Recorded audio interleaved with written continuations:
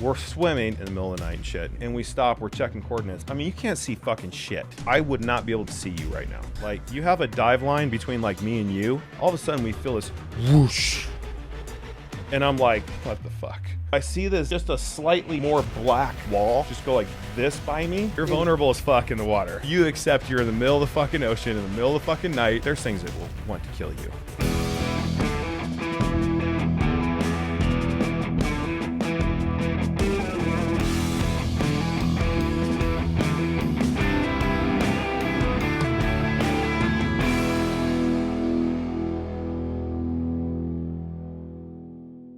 Chris, you ready? Yes, sir. Dude, all right. We're gonna have a pretty cool conversation today. Yeah, I'm stoked to be here. Thank you. This is Absolutely amazing. Yeah, thanks for coming. Wanted to have this conversation. You're buddies with a fellow guest we had on, and John. His life story is out of control. He's nuts.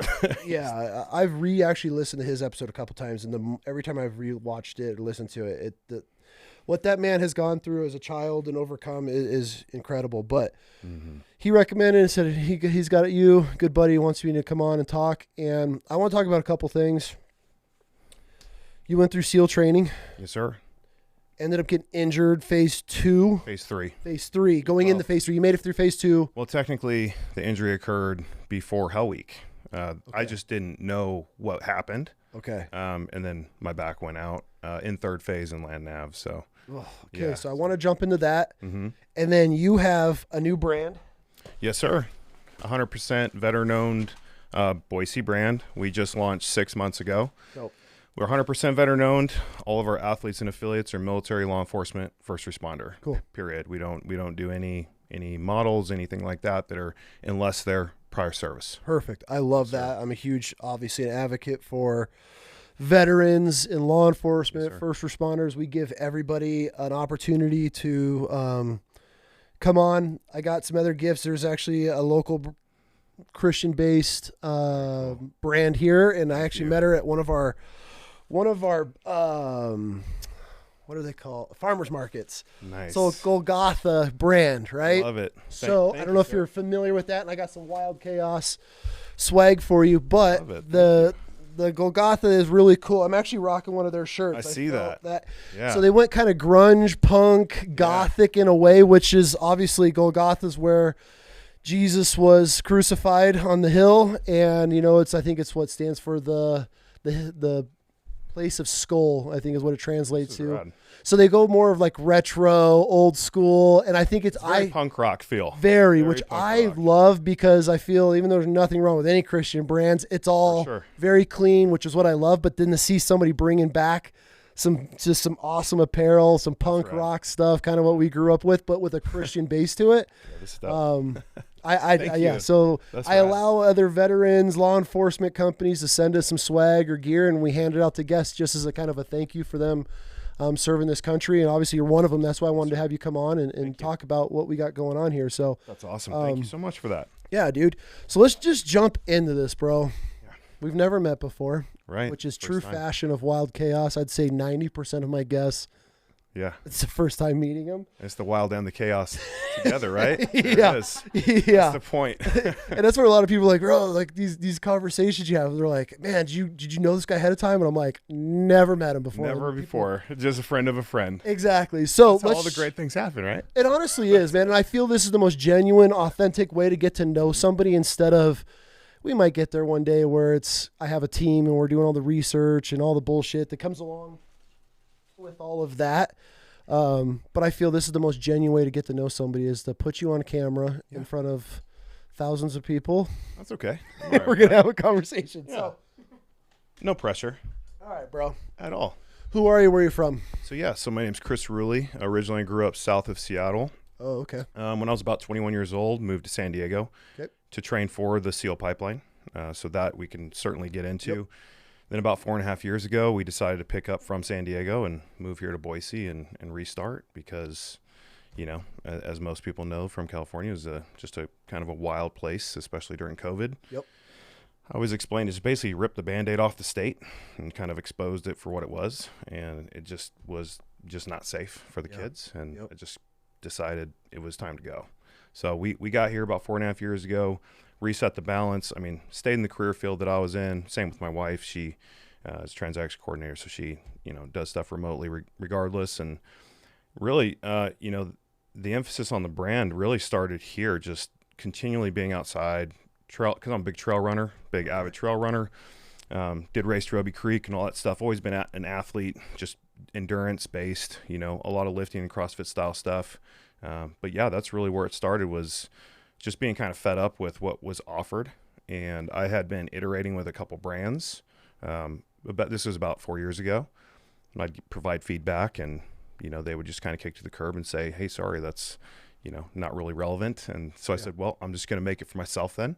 And then I kind of reached into my, nexus of people and my contacts who are still in the military, very close with a lot of SEALs, a lot of team guys. And, full disclaimer, I'm not a SEAL. I do not claim to be one. Nope. I think it's very important that people, say that, right? Because there's a lot of stolen valor, right? A tremendous amount. And not just, folks that, maybe express that they did something that maybe they didn't, but even before you go in, right? It's a tremendous disservice to that community.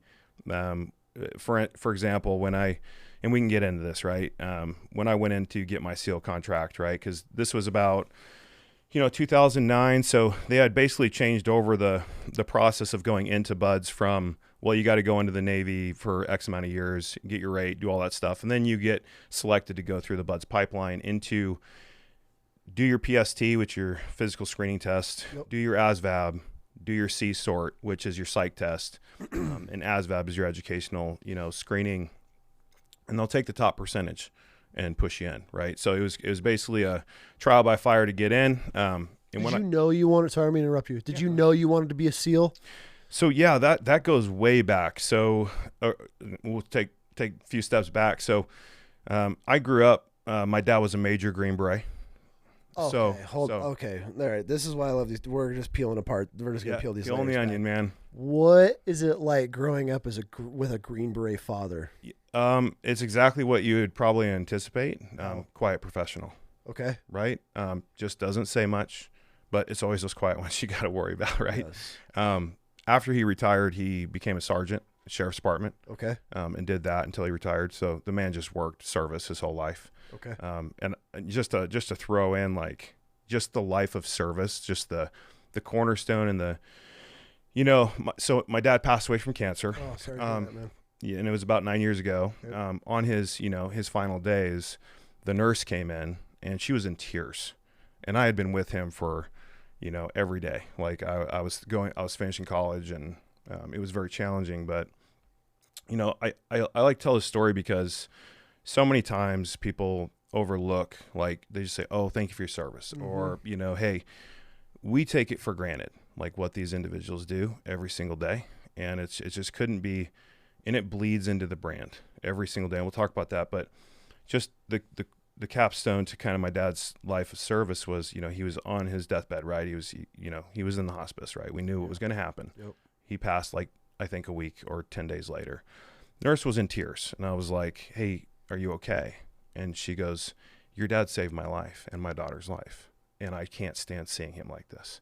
It gives me chills just thinking about it. I got goosebumps. It's unreal. How so? So him and his partner had got called to a domestic abuse location, right? So he gets there, they kick in the door, and the husband is beating the crap out of the 4-year-old daughter and her. And my dad, being prior Green Beret, he was also a black belt in numerous. I mean, martial arts was huge in our family. We grew up with all that. I grew up basically kung fu, kaji kempo, all that stuff, and he would lead that. But long story short, right? So they ended up beating him up pretty bad, right? And saving their life. Like, they were on the edge of death, like, essentially, because the guy was in a drunken rage, just out of his mind. And so this nurse comes up, and she's just bawling because she's like, it's difficult seeing my hero die. And I was just blown away. Your dad saved this woman and her daughter, and she ended up being his hospice nurse in his final days. It was unreal. It was like God just said, I want you to be there with him. It was unbelievable. Like, and I'm just like, I'm chilled out, dude. Like, I can't. 100%. It's unreal. So we have a saying in this house, and we call it God shit. that you can't explain. That's a very that's when there's weird things like that happen, my wife and I will look at you and be like, "That's God shit," because there's no other way of explaining it. There is. I mean, you can science it up all you want, but damn, man, what are the chances of that? It was unreal. It was one of the last people he saw, because after that, basically, you know, he went into bed and he just was kind of out of it on morphine and all that other stuff. So.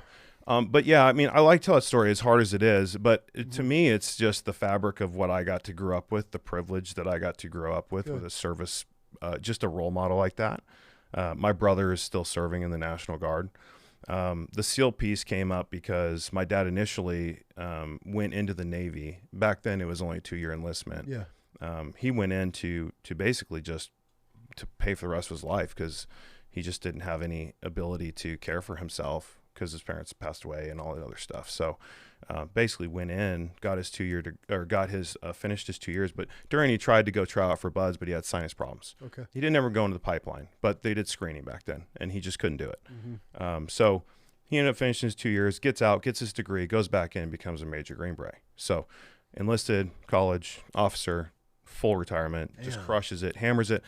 You know, I grew up wearing the Jungle Type 2 camis. Just, I mean, there's pictures of me just thinking I'm Rambo and all the, I mean, you know, and during this time in the 80s, it's like, you got Rambo, you got Schwarzenegger, you got all the things that everybody just takes for granted, right? But, you know, I got to grow up in that environment, right? Did you get to keep a lot of your dad's stuff, like camis and things? We have bags of it, yeah. Good for you. It's you know, the sea bags are full of them and all the other stuff. Good. And we got a lot of that stuff, and we will never let it go, right? But yeah, so I got to grow up in that environment, and that is a standard, right? That balances you as a human being. And I mean, we can go all over the board with this, but the point is to answer your question, yeah, I grew up basically with a target to go to buds, because I wanted to accomplish. I felt like there was unfinished business that I wanted to go do. My brother was never. You know, he didn't want to go to do the SEAL stuff. I'm a creature of the water. Like, and we can talk about this, but like one of the last things that you do during Hell Week is around the world. You're basically you're paddling, you're getting your butt kicked at, you know, basically every mile on the beach. And we basically finished that, right? And it's, I don't know, I want to say that's like Friday morning at maybe like 1 a.m, right? So you secure Hell Week at like 11 that day. And so we're like hours from finishing, and the instructors are like, "Rullie, you still like the water?" I'm like, "Who ya, instructor?" And he's like, "You hear that, everybody? Rullie still likes the water." And so unfortunately, everybody had to serve. But I was like, "Fuck it, I don't care. That's me, man. Like, you can beat me all you want, dude. You ain't gonna ruin it. So whatever." But yeah, so I kind of felt like there was unfinished business there, and you know, we can dive into that, but. I would say for sure the proudest moment was finishing Hell Week and laying in my bed. I was the last one in my room, by the way, so nobody else was in there because everybody else had quit. My legs were up, and I got to call my dad, and I just had that conversation with him. Just hearing him gives me chills again, just because. And you know, back then we weren't like taking pictures of each other, like you know, like it is now. Like you take pictures of everything. I wish that the technology was there, that I could have captured that moment. And I was so out of it. Like by that time, even by like basically Tuesday night, like you're basically a zombie. You're just a living body moving. Let's start from the beginning. Yeah.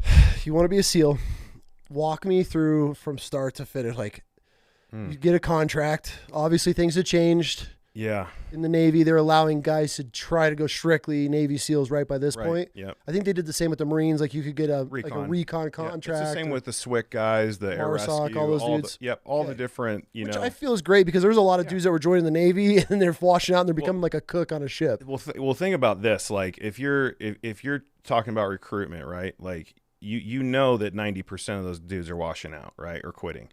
I mean, you're getting educated, you know, extremely high performing people, and the Navy basically gets to pick, because basically when you quit, like they, you know, needs of the Navy, and you got these super overqualified dudes. I mean, we had guys going in with degrees that were going enlisted.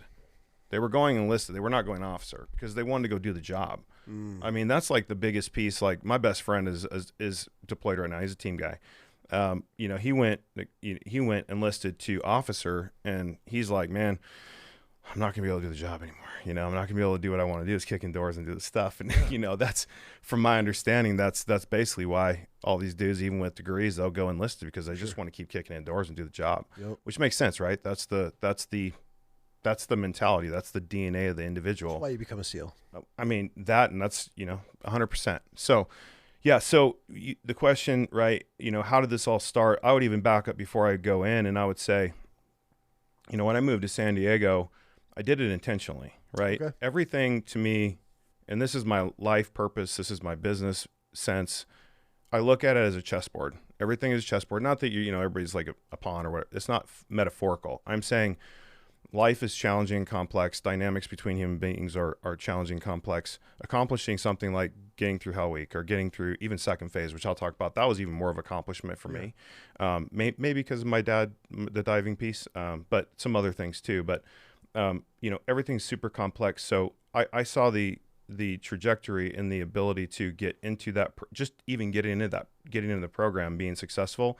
I needed to isolate myself. I needed to monk, basically, right? Remove every single distraction that I could possibly think of. I'm going to San Diego. It's full of nightlife. Yep. The only industry they have is bars and restaurants. Yep. You're surrounded by college chicks. Like, what are you going to do to stay focused, right? You're not hanging out at Pacific Beach. I worked there. Yeah.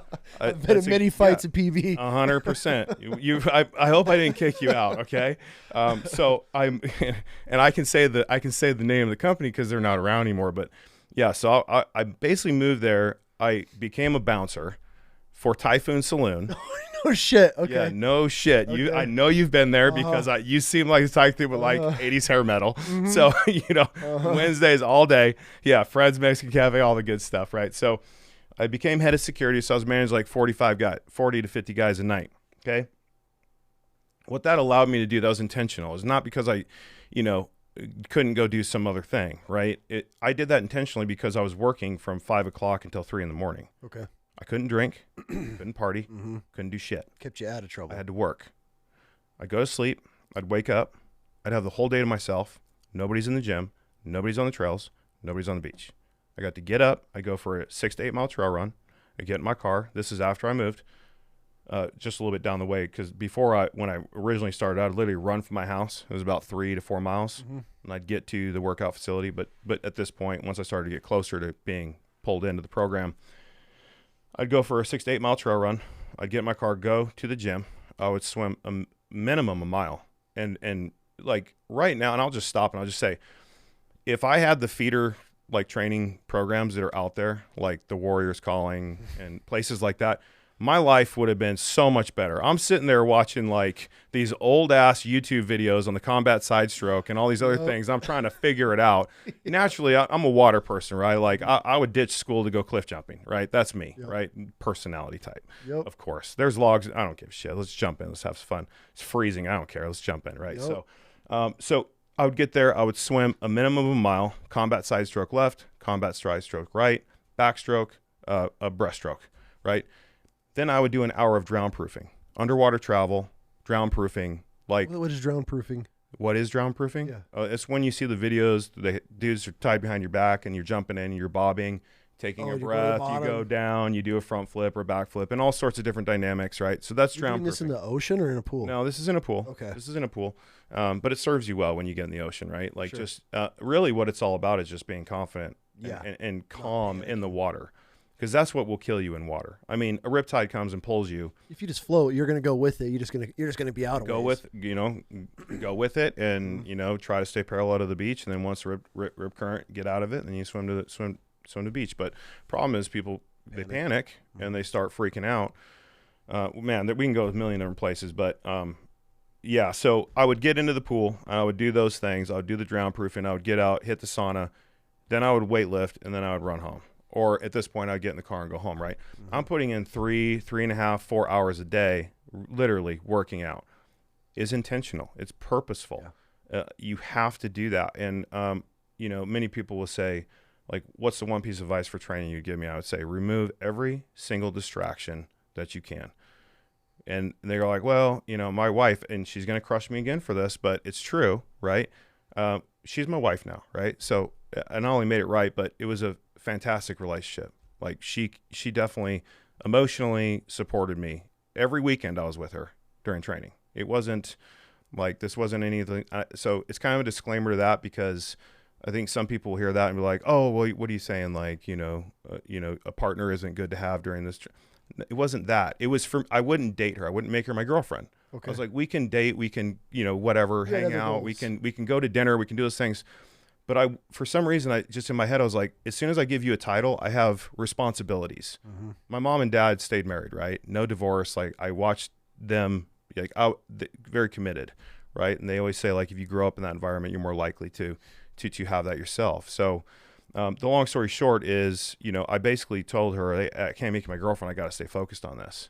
And to me, it was removing the possibility of having some other commitment other than accomplishing what I needed to do, which was elsewhere, which 100%. Mm-hmm. And people would think I'm crazy, but I got to go through that, and I got to watch during Hell Week, before Hell Week, even before first phase, where people are like, fuck this, I had a fight with my wife, I got to go. Oh, bro. I mean, I'm not throwing shade on women, because I love my wife's my best friend. 100%. But when you have a goal like that and you're young and dumb and you have all the distractions and everything's pulling you in every direction, the last thing you need to add to that is a woman. Well, your emotions will pull you in a million ways. Yeah, right? and then you start going through drama. That's where your headspace is. You're not paying attention to things. You're missing minor detail. I'm 100. I think that's a great decision. Like that's a very. I'm also 21 years old, right? Yeah. And it's like, okay, right? And it's not that I'm immature. I mean, I'm basically an ape running around, right? I'm a man at that age, right? Sure, we're all primed. But at the same time, I had the direction and the the want and the need to go attack this objective. Yep. And I did, and it served me extremely well. Right. Good. So that's where it started, right? A lot of training and purposeful and intentional construction of my environment to ensure that, number one, I got the contract I wanted as soon as I could get it. And two, that I was going into the pipeline as strong mentally and as strong physically as I could. Yeah. So went into boot, did all that stuff. And by the way, if you're listening, you're going into boot and you're, going into a special operations pipeline or selection, you're going to get out of shape in boot camp. We were literally working out in the laundry room at night when the instructors were leaving. When they would leave us and we're just, standing watching our stuff, we're all just getting a pump in the laundry room. Pull-ups on the bars, basically the piping, you're doing pull-ups, sit-ups, air squats, all the things. And, Wait. Yeah. I've never heard this before. So if you might hear some things you've probably never heard. I don't know. So if being in top at what you could do by yourself, being top Navy SEAL ready, going into Navy boot camp, you are actually becoming you come out and shape. Every single person is so pissed off because you're just like, what is going on? Yeah, dude, because they can only work you out so much, right? They can only condition you so much because of all this nonsense standard stuff. Okay. And it's like they even put you in your own little special division, right? They're like, oh, these are all the SO candidates. So you're not in a normal platoon? No. They put you in your own. They basically put you away from all the other Navy and your own segment, like you're some special thing. And it's like, okay, we're getting out of shape. Number one. Number two, we're all bored out of our mind. Number three, when you beat me, we're just like, what is this? It's absolutely. Think about this. You have these people that are just. I mean, my swim buddy, who is a wild story. Dude quit right before a swim. He's a swimmer. He's a junior Olympic swimmer. Okay. But you have those types of people coming in that are the highest caliber athletes, and remarkably intelligent. I mean, I was by far the dumbest dude. That's fine. Like, I'll admit it. Like, it's okay. I'm creative, right? But no. I feel like I've always been that guy. That's okay. We're all, hey, we're making appreciate it. You. We're making it. Thank you. No, yeah. I show up in class and be like, what the fuck am I doing here? Yeah. I got other things to do. No. But yeah, you got these remarkably intelligent, extremely athletic people, and you put them into an environment where there's standards, right? Yeah. There's standards, but these people are different. They're a different breed. They're a different animal. They just came through a pipeline that accepts 2% because back then it was roughly like 2 to 4% of the applicants that would, for the SEAL pipeline, you get your SO contract. Oh, no shit. That's it. It's that across the nation. And I'm literally going to San Diego doing my PST every Monday. There's 120 to 130 people every single Monday trying out for an SO contract. I went there for my first time, and you know, like I said, I monked out, right? Like I was doing what I needed to do. I was technically a little bit older, going in at like 23. Is that old? I mean, not necessarily, but you know, we would see a lot of folks, and this is another surprising thing that I think most people don't realize is that I don't know the specific statistic on it, but just looking around and remembering, a lot of the dudes that are around me were older. Okay. And I don't know if it's a maturity thing or what, or just in life you're realizing like, fuck it, I'm gonna do the hardest thing I can find. Yeah, a little bit of both. I think is probably.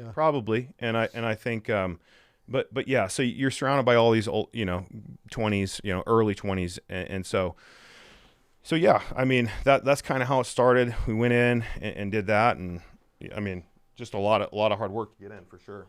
So Hell Week, once you're in, you make it through boot camp, which is crazy because I never would have pictured you guys are getting out of shape being at boot camp, but again, it is the Navy boot camp. 100%. So then you get ready for Hell Week. So outside of boots, so you go what's called a prep school, right? Okay. So prep school is, if I recall correctly, I think it's 3 months. What are you doing at prep school? They're basically reconditioning you into your physical shape. So how bad were you? How bad? Coming out of boot camp to go to prep school? Like I remember the first thing I did was get in the pool. Okay. Because I know that element will destroy you if you don't do it right. Running and swimming. If you cannot do those things, I promise you'll wash out.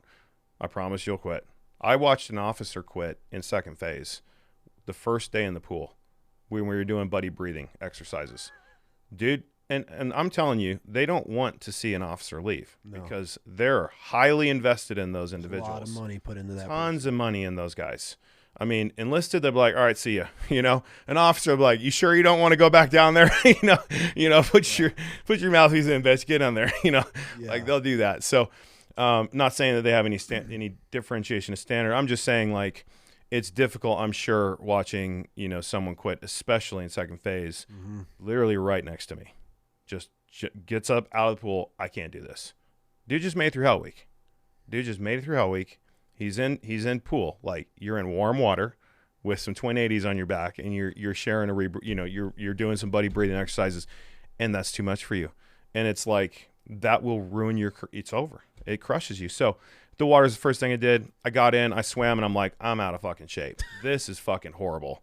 I'm like, how do I monk out here? How do I do this? And I'm like, I got to reset the life balance. I'm sitting there just fast as possible. Any chance I get, I can work out. Any chance I can get. Some dudes would go on leave because they're, right out of boot, you go to prep school and you're sitting there and you're working out. A lot of dudes would take some leave, or they would go be with their girlfriends or their wives and all that things. I was like, fuck that. No one was even at my graduation. I didn't want anyone there. It was literally my request to, and I regret that because, and again, it comes back to making your only priority success. And removing every distraction. I told my parents, I was like, I don't want anybody at my graduation. And my dad was like, what's up, man? Like, I was like, Dad, I want you to go to my SEAL graduation. Okay. That's what I want you to do. Gives me chills again. We're getting a lot of chills on this, but it brings up, how intense and how committed that I was. So I didn't want my wife there. She was you still, technically we're dating, but I didn't want her there. I didn't want my parents there. I didn't want my friends there because to me, and I got to ask, hey, where's your, and I was like, this isn't the goal. The goal is to fucking achieve. And that's it. That's the standard. That's all I want to do. It was like, that's the only thing that mattered to me.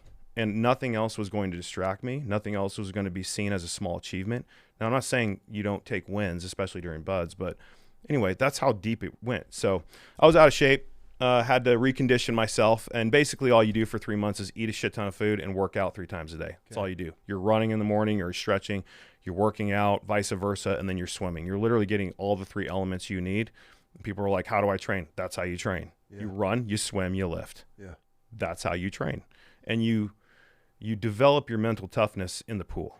Because 100%, and also running. Water's gonna test you real quick how tough you are. 100%, man, and also running's critical. Like you will be surprised when you go on like a 6 to 8 mile trail run, when you're alone with your thoughts and you start trying to, you starting to have a dialogue with your conscience and yourself or God or whatever it may be, and you'll be surprised. I mean, that's literally organically how this brand started. I was on a trail run and I was so pissed off because I just gave feedback to 2 brands that just basically just set it aside and was like, hey, your information isn't correct. They literally had like 2 or 3 interviews with me about the same fucking topic, and I told them the same thing, and they basically just kept coming back to me saying, tell us something else. I'm like, I don't need to tell you anything else. This is the fucking problem. Fix it.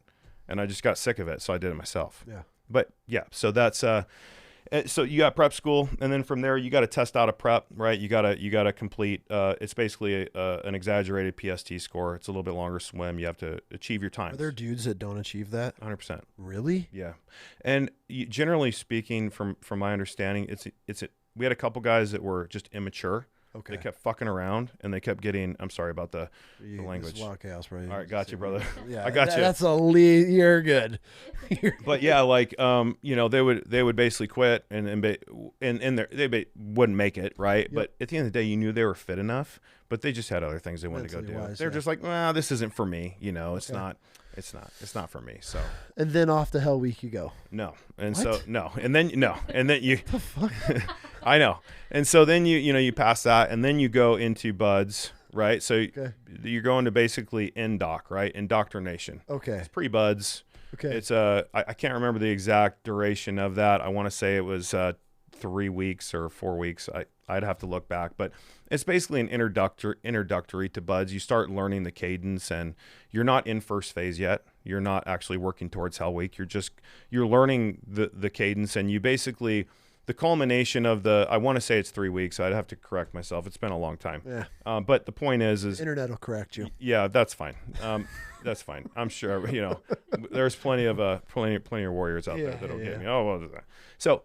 You're going through this, and the culmination of it is basically like an animal. They call it animal PT, and it's basically just an introduction to boats, logs, and you're doing some stuff. But that's where my first injury actually occurred. Was even before first phase, where I tore my labrum in half.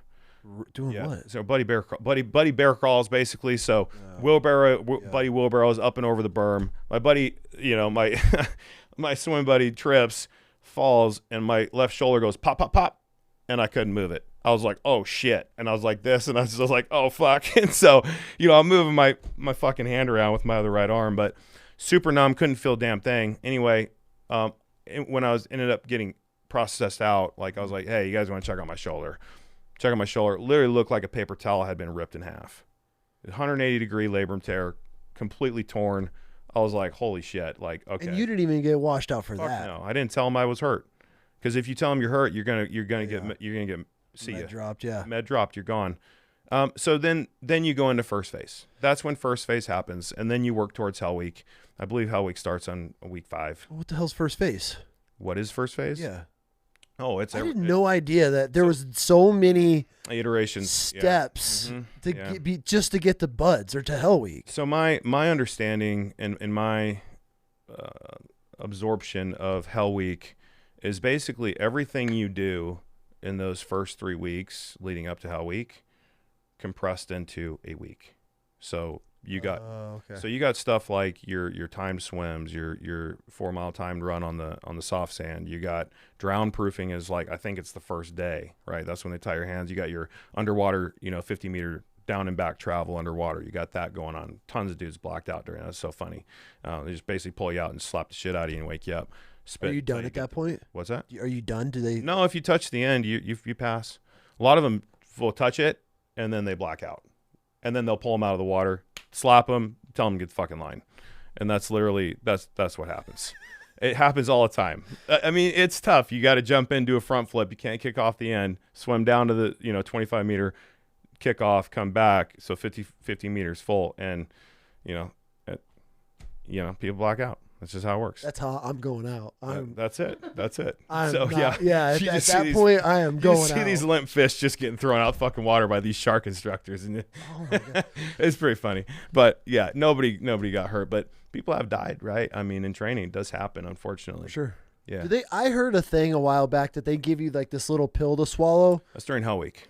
Yeah, so that's real? That's an internal thermoregulation pill. So they will give you basically a pill, and sometimes you'll shit it out, right? But they'll give it to you, and we can get into this, right? So they basically give it to you Sunday, and they make you take it, and it basically gives you reads your core temperature. And so when they're giving you surf torture and shit, they know if you're, hypothermic and all that other stuff. Is this something that they got to come up and like touch you with like a thing? No, or is they it can, like, it's all within a radius. They can, really? yeah. So they don't have to touch. So they're just monitoring everybody right there. Yeah. So that dude can just not even be saying anything, and they can just pluck him out if his body core temps get too low. Well, think about some asshole that's pretending like he's hyping out. The instructor is gonna fucking call you out. It's a mind game. Everything's a fucking mind game.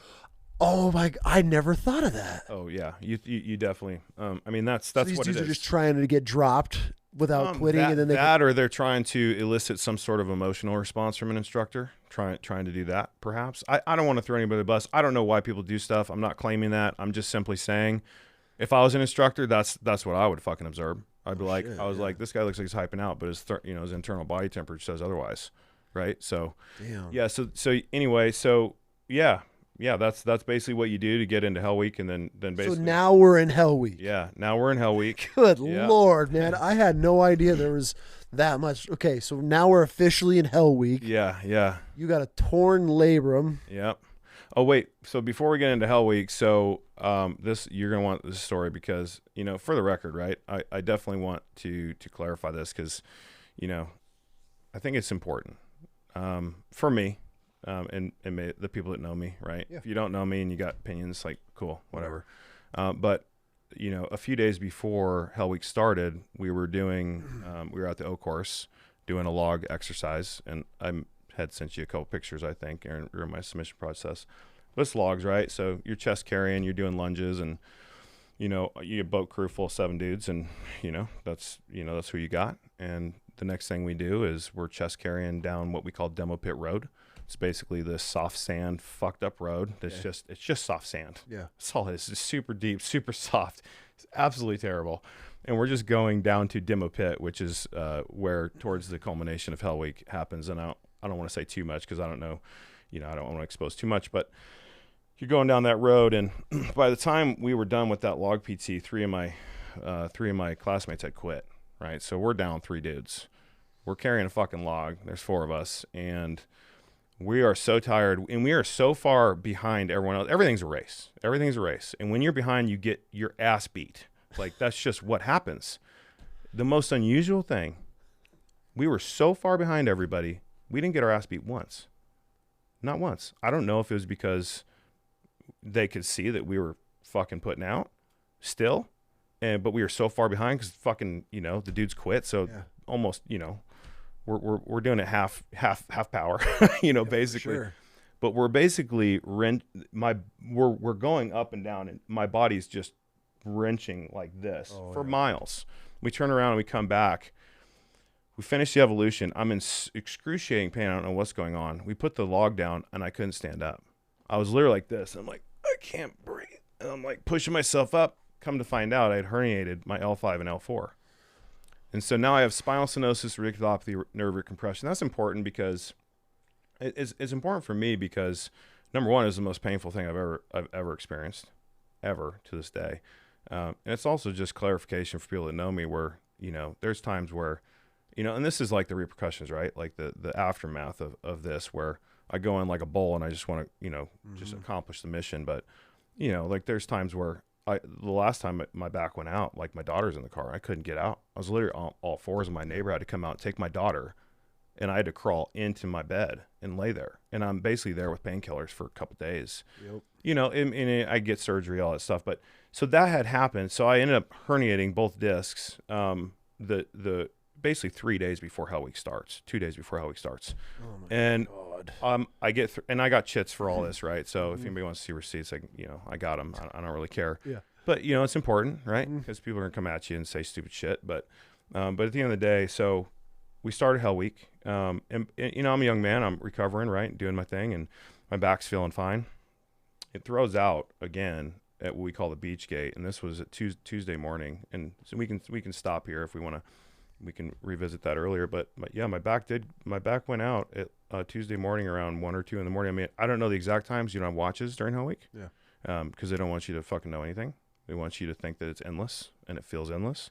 But this is Tuesday morning, and my back goes out, they throw me in the med bay. And you basically, now I don't know what the exact statistic is, but my understanding is you have exactly, I want to say 60 minutes total in Hell Week that you can spend in med. And if you go past that, you're done. Like 60 they told you. 60 minutes? 60 minutes. But it could be less. It feels like it should be less. But anyway, I was pretty delirious at this point. It was Tuesday, but I got thrown in med bay and they're like, oh, he's just having back spasms, right? Throw him back. And that's cool. Like I got a chip for that. Like I got it all. I got all the documentation. Yeah. But anyway, so we can get into that. But I'm just saying, like, those were the first two instances of where my back fucked up. Yep. And I knew exactly what happened. It was because of the log PT and the chest carry. But I completed the fucking evolution and I made it to the next day and I got into Hell Week. And then Hell Week starts on Sunday, late at night. And we can stop there if you have any questions, but I got a million questions. But yeah. Okay. So do they start you in the middle of the night? Like, how's it start? Just depends. I mean, technically it's all a game, right? For sure. So they put you basically in a giant room. I want to say somewhere around noon. You get there at 1200 and they basically put you in. That's when they start briefing you. They give you the thermal pill I was talking about to monitor and regulate your internal core temperature. And you're basically sitting in that room until shit goes down. So you're sitting there for hours, just waiting for shit to happen. Okay. And it's at that point towards as it gets closer to the evening, and we had a very unique breakout, which is when it all starts. They put us in the barracks, and apparently there was which I don't know the full details because I didn't investigate this. I just heard about it from other people, and it was so unusual. We had a silent breakout. They couldn't use any percussion, any gunfire, nothing, because there was some sound ordinance in Coronado that night of all nights, and the instructors were trying to figure it out. So we got stuck in the barracks. Like, breakout was supposed to happen like hours before it did. And we're all looking around going, what the fuck? Like, what are we doing? The oddest sound was hearing doors slam because you knew people were quitting because they didn't know what the fuck was going on. Dudes are... Yeah, dude. Wait. So these dudes are like going to be a Navy SEAL. They go through all these little prereqs. They make it into Hell Week. The night it starts, they're just quitting before it even... Because think about it, like, you know what's coming. Bro, I would feel like the biggest bitch on the planet. I would say the most people quit is when you're sleeping. You wake up and your bunkmate won't be there anymore. They're just gone. And you're like, where did they go? They quit in the middle of the night. Really? Where do you go? Well, think about it. Like, if you want to exit, like, you don't want an audience. You don't want to exit. And, like, many people will say, like, hey, what's the hardest thing about buds? I know you're going to ask me that at some point. It's the log the surf torture, the logs, the boats. What is it?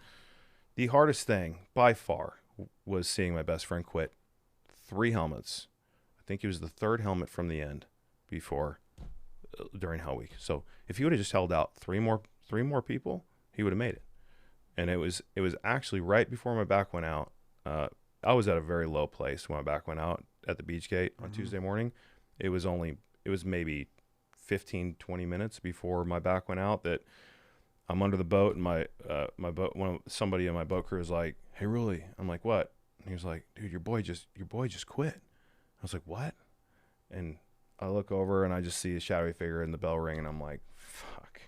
I was just like, and what does that do to morale? Especially because, I mean, I don't know how tight you are with your extremely. How's it with your boat crew or with like, you as an individual? As an individual, I mean, because everything that going through Hell Week is created to make you quit physically, mentally. They're draining you on everything. Yeah. So when you're seeing these dudes, especially if you're calling this dude a buddy, and you see him ring the bell, I mean, what does that do to your morale? My best friend, it was hard. It was really hard, and it was challenging because, it's your boy. Yeah. I will tell you, I don't care how good your power of observation is. You could see, like I said, my swim buddy, you'll never know who makes it. You'll never know. Like, you'll look around and you'll try to evaluate people's character. I've heard this before. And there's no fucking way you can guess.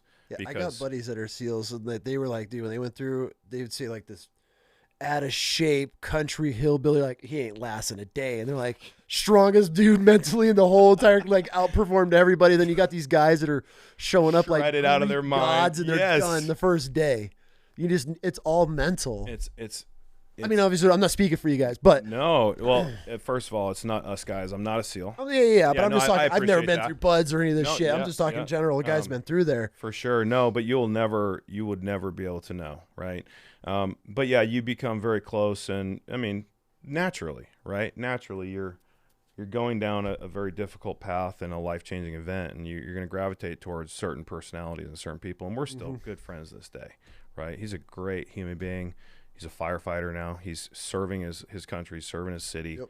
Like, and I'll just say that too. Like, if you do quit, right? If it doesn't work out, because I'm in the boat, right? That I'm in the group that didn't make it, right? I never quit, ever. But at the end of the day, I washed out because I couldn't complete land navigation. I have a fucked up back, shoulder, and we can talk about that too. But regardless, if you do quit, if it isn't for you, that's not the end of the road. That doesn't mean you're a bad person. Doesn't mean you're fucking weak. Like, go contribute. Go do what called you into the pipeline in the first place, which was service, and go push that, go push that power and that effort towards something good, because most likely they're good people. So yeah, it was very challenging. That's definitely the hardest part, was seeing my best friend quit, but it definitely crushes morale. Now, it is a double-edged sword, because I will also say, I attacked Buds, I attacked Hell Week, with anger. Like, some people were like, "What got you through?" And it was me being pissed off. Okay. Literally, I would literally be at the O course, and these. Well, that's like one of the most daunting things, because you're just waiting for these giant blue trucks, these F-250s, F-350s to pull up. They're full of instructors. They're going to beat the shit out of you, and it's coming. And you just see people just pissed off or just upset, and they're like, "Oh shit," just like waiting, nervous. And I would start to get mad. And it's like that. I don't know. I just wanted to fight. I'm not saying I direct that instructor ever. I would never recommend that. Yeah. And it was never like that. It was, to me, it was like, you're going to have to kill me. Like, you can do anything you want. You're going to have to kill me.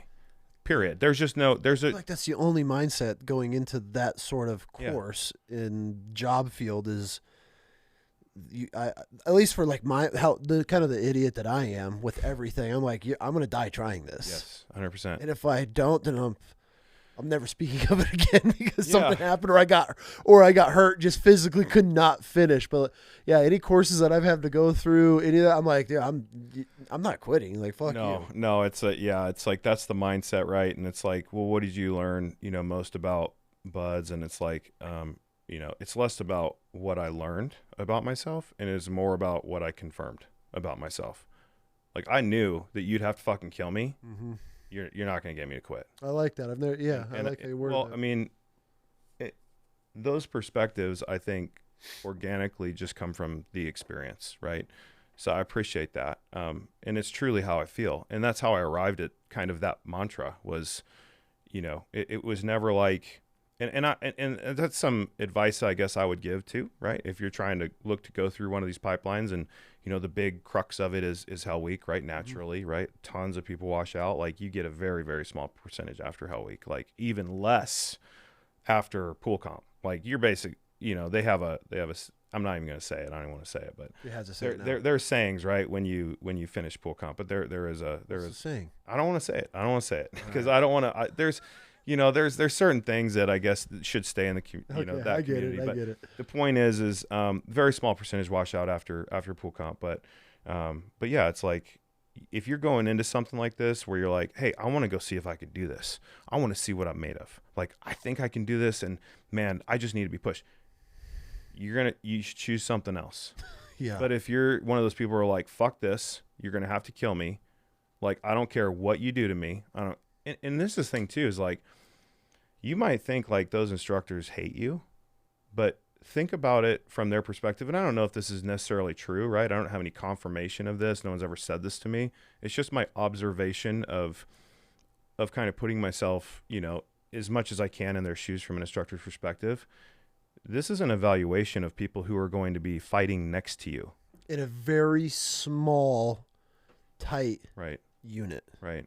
So with that in mind, you have to think like, it is their absolute responsibility to wash out as many people as possible, not because they don't like you. It's not because they think you're an asshole or that you're, you suck, which they might for some people. And we had certainly plenty of those people that had bullseyes on their back because they claimed to be a SEAL before they got in, or they were showing tridents on their social media or some stupid shit like that. But yeah, like,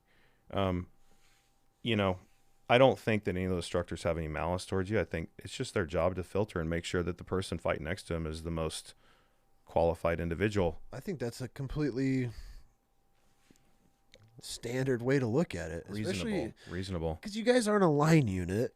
You're not a grunt where you got 50 dudes and you got everybody to rely on. Someone's going to pick the torch and keep running with the flag. Like, you're 2, 3, 4, 6 guys. That's it. In certain scenarios, it might just be you and another buddy sitting on Overwatch and watching something. For you got to trust the dude. He's got your back. 100%. I get it. I wouldn't want some half-ass guys rolling through, because I've gone through courses and stuff before. I'm like, how the fuck is this dude making it? Like, this guy. When I went to Afghan, there was guys that when I was contracting over there was guys in our course. Wow. A lot of law enforcement guys that had never been in a military setting before. Mm-hmm. And we were like, what the fuck? Like, dude, and I'm like taking notes, like, nope. I'm like, this, and they would make it through. I'm like, oh, so like the whole entire time, I'm like picking, like, okay, that's a Marine. He's a grunt. There's a corpsman. There's another Marine. And I just built my own.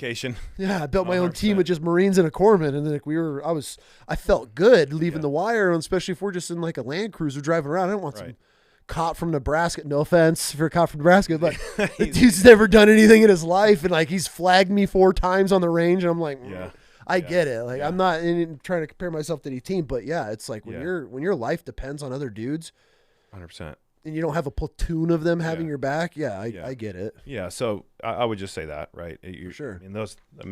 It's the best intentions, right? It's to qualify the most qualified, but yeah. So, and then Hell Week continues, and we go from there. But yeah, interesting. Yeah. So what was it like getting the word that you were getting dropped out of Buds? Oh well, it was kind of quite a long process, right? Was it? Well, because I finished Hell Week. Yep. We do that, and we go to second phase, and we, just pool. Yeah, it's pool. Yeah. I would like to touch on pool because yeah, it's that's. I mean, people think Hell Week's mental. I mean, try being underwater for 20 minutes and have an instructor that fighting you, tie the shit out of your, your 2080 lines, and pull your regulator out and beat the shit out of you underwater for 20 minutes, and you got to perform the exact functions of the operations over and over again until you can fix it and ascent, FSA, free swimmer ascent to the top, and say you're okay. I don't think the average American or the average listener realizes how quick you find Jesus in a pool, because for sure.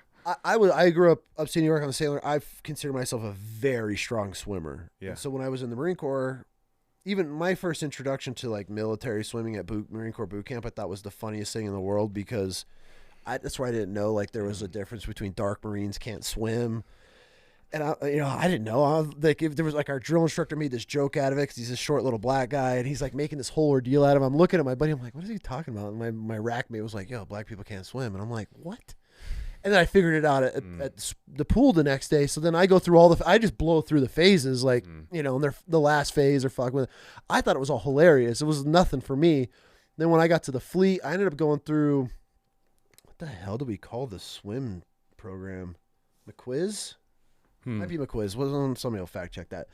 So I got selected for that, and it was supposed to be one of the hardest schools in the Marine Corps to go through. And I go through this, and it sucked, but because they're, nothing you can't handle, right? Nothing you weren't conditioned for. But it was rough. Like, I'm talking, you just want a breath so bad, and you're just getting a sip of air in before you're getting sucked back under. And you're fighting. You're trying to put your goggles back. I mean, so you will find Jesus very quick in the water.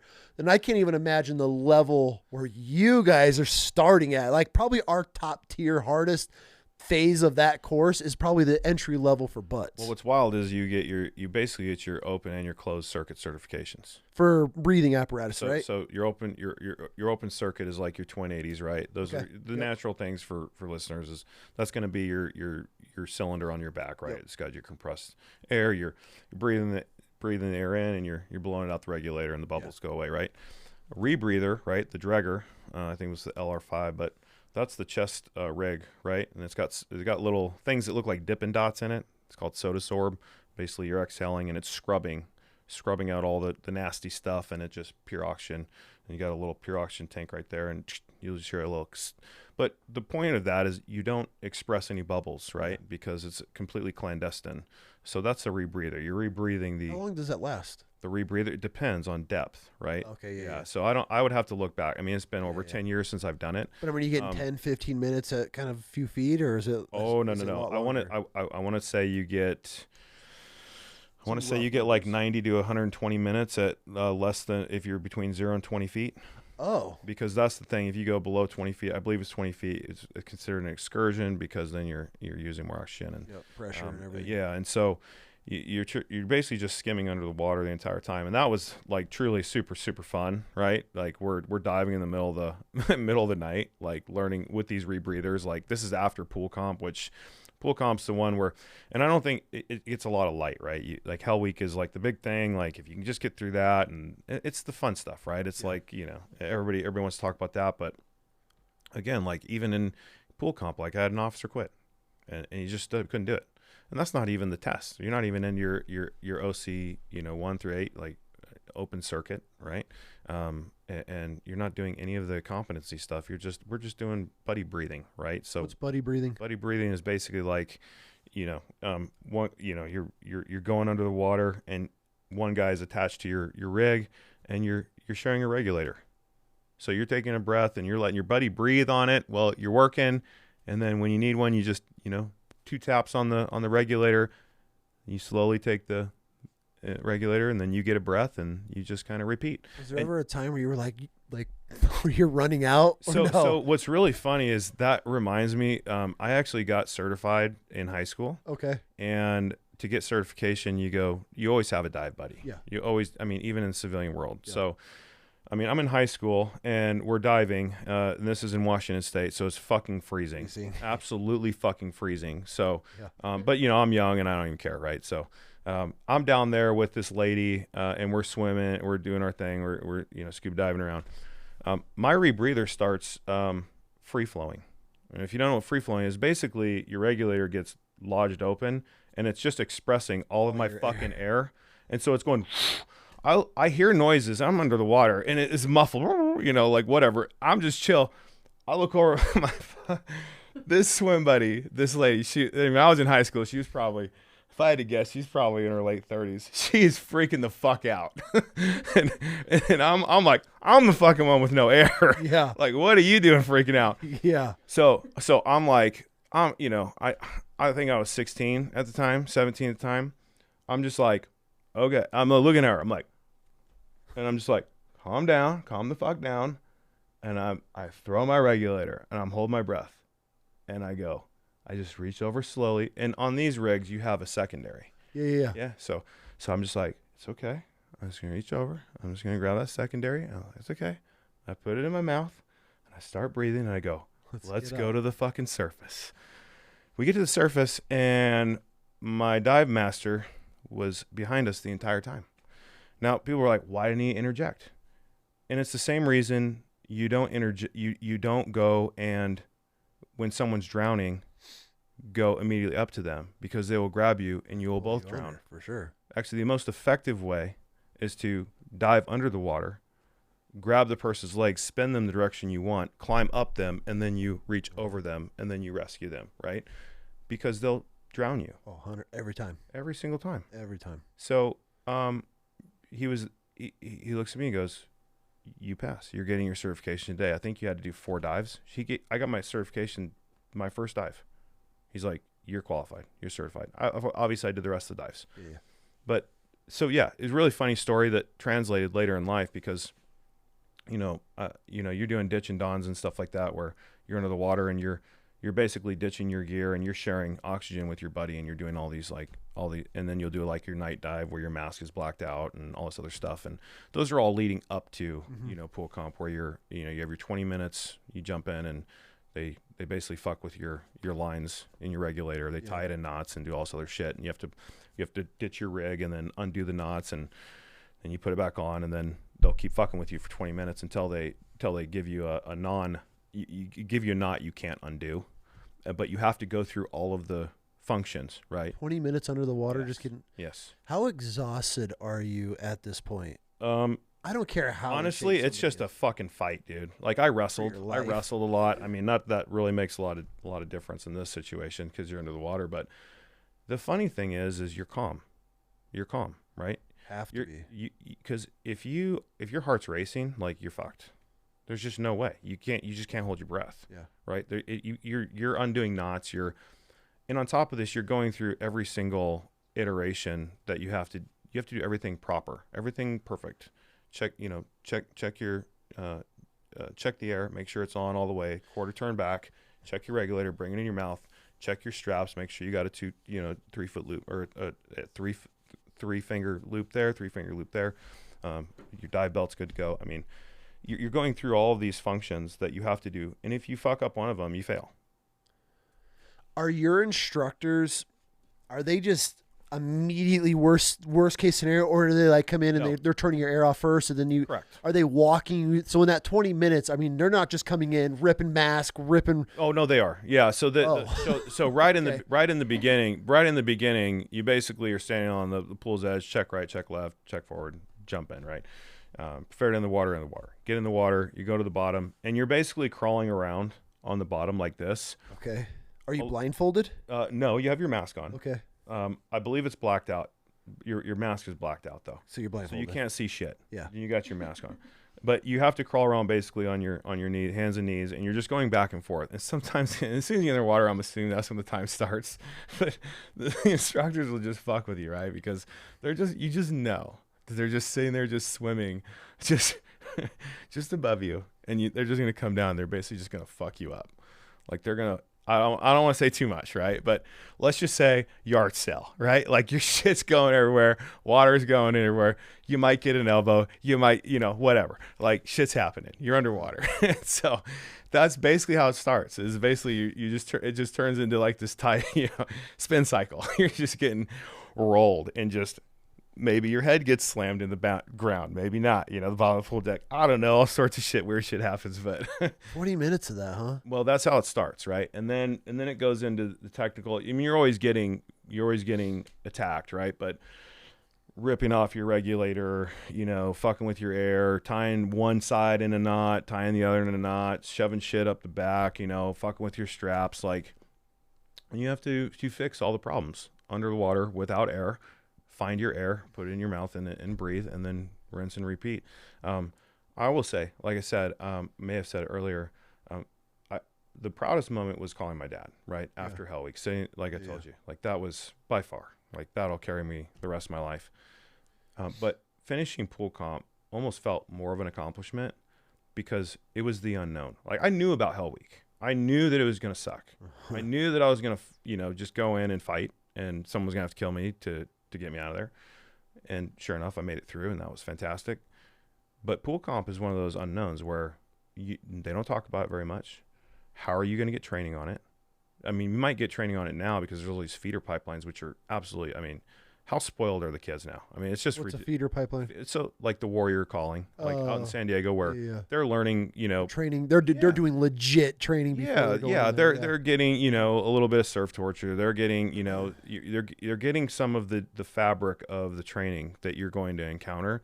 So that muscle and that mental memory, right? I'm assuming that's really a good emphasis on it. I don't know a ton about them, but because I hope to learn more, right? I hope that the brand actually gets interjected with some of those groups because we'd love to support them. We're doing a lot of great things with like Navy SEAL Foundation and a few others, but the point is it's super spoiled, right? Super fucking spoiled. I was going to a pool and I was watching like Stu Smith and all these fucked up YouTube shit videos of like trying to learn how to do shit and on my own in San Diego, and now here you are, you got all these things where you prep schools for it. prep schools, feeder pipelines, all these amazing things, which is absolutely phenomenal, right? Get a mentor, get training. If you have the ability, the resources, if you know somebody's going through it or have gone through it, go do it. Go become best friends with them. Take a mentor. But yeah, I felt that completing pool comp was almost more of an accomplishment than Hell Week, because it was something that was extremely challenging, that was still washing people out. For sure. And it's fucking hard, right? Pool comp is no fucking joke. And I actually got this sleeve tattoo the day I finished pool comp. I fell asleep in the chair. I'm not fucking kidding. John Seiben, amazing tattoo artist out in San Diego. I don't know if he's still out there. Dude's a beast. And it's so funny, he grew up in Tacoma next to me. He's laughing his ass off. He's like, because I woke up, I was like, holy shit. He's like, bro, I've never seen anyone fall asleep in the chair. I fucking passed out while he did my whole fucking outline, which is, I mean, there's a lot of ink. Yeah. Right? Yeah. I mean, I passed out on the fucking chair. I was so tired. I bet. But again, the commitment. I scheduled my tattoo for the day that I knew I was going to pass pool comp. Like, that was just my fucking mentality. I was like, I'm going to fucking schedule something that's going to be permanent. And I almost got my ass beat for it, because I came in on Saturday and Sunday over the weekend to help the guys that didn't make it, because on Monday you get one last try to pass to OCA. You get 2 more attempts on Monday. You get 2 on Friday. If you don't pass that, you get 2 more on Monday. If you don't pass that, you're gone. Oh, God. So if you're a good dude, you come in on the weekends and you help people where you can. Well, I'm sure your instructors and everybody's watching. Yeah, and they also saw me come in with new ink. I was going to say, that probably wasn't the smartest decision. It wasn't. No, it was a fucking horrible idea. Especially being an open wound, you're in the sand, and just MRSA and everything else that's in those barracks. And yeah, it probably was not. I told you I was a young man. Sure. I was basically a fucking ape. So I don't give a shit. Been there, yeah. I was like, oh no, fuck that. Like, and that's what this whole tattoo is about, is basically just like, God's favor the strong, like, all sorts of shit in there. But yeah, I came in. Makes you feel better. I got a huge portion of my back done the night before we went to a gas chamber just to get out. Oh, very good. I was like, I don't want to do this gas chamber. I'm just gonna get blasted anyways. And I show up and they're like, we don't give a shit. You're like, fuck, that didn't play out the way I thought. No, and naturally, right? Naturally, zero fucks given. Yeah, exactly. Typical Marine. Continue. Yeah. Congratulations, get in line. I was like, damn it. I knew the chances were slim, but I shot my shot. So before we move into like third phase, right? I will say one of the worst beatdowns that I got in buds was in second phase. So you are learning, right? You are learning all the dynamics, the pool dynamics and stuff like that. We are in this classroom, right? And we are taking apart our rig, taking it like the dragger, like doing all the things, learning all the things. And we're wet and sandy. We're fucking wet and sandy. And they made us do backs, bellies, and feets. And if you don't know what backs, bellies, and feet is, they go backs. We're in a classroom with chairs and shit and tables. We're wet. We're sandy. They be backs. You have to jump on your back. Bellies, you have to move to your belly. Feet, you have to get on your feet. Yeah. Backs, bellies, feet. There's backs, bellies, feet. Just fucking forever. In a mic. Just beating the shit out of us. Push-ups, all sorts of fucking terrible shit. We sweat so bad. All the steam's going to the ceiling. It rained inside. It was fucking raining. And I was like, holy shit, it's raining inside. It was wild. That's how bad they beat us. That's how wet we were, too. It was a wild story. And that sand just starts wearing on your elbows, your knees. I mean, you're fucking chafed everywhere. I still have scars on the inside of my legs from Hell Week. I mean, you finish Hell Week, it's basically, open wounds. You smells like the fucking smell in the barracks. It just smells like flesh. It's fucking disgusting. I'm not kidding, dude. It is nasty. It is fucking nasty.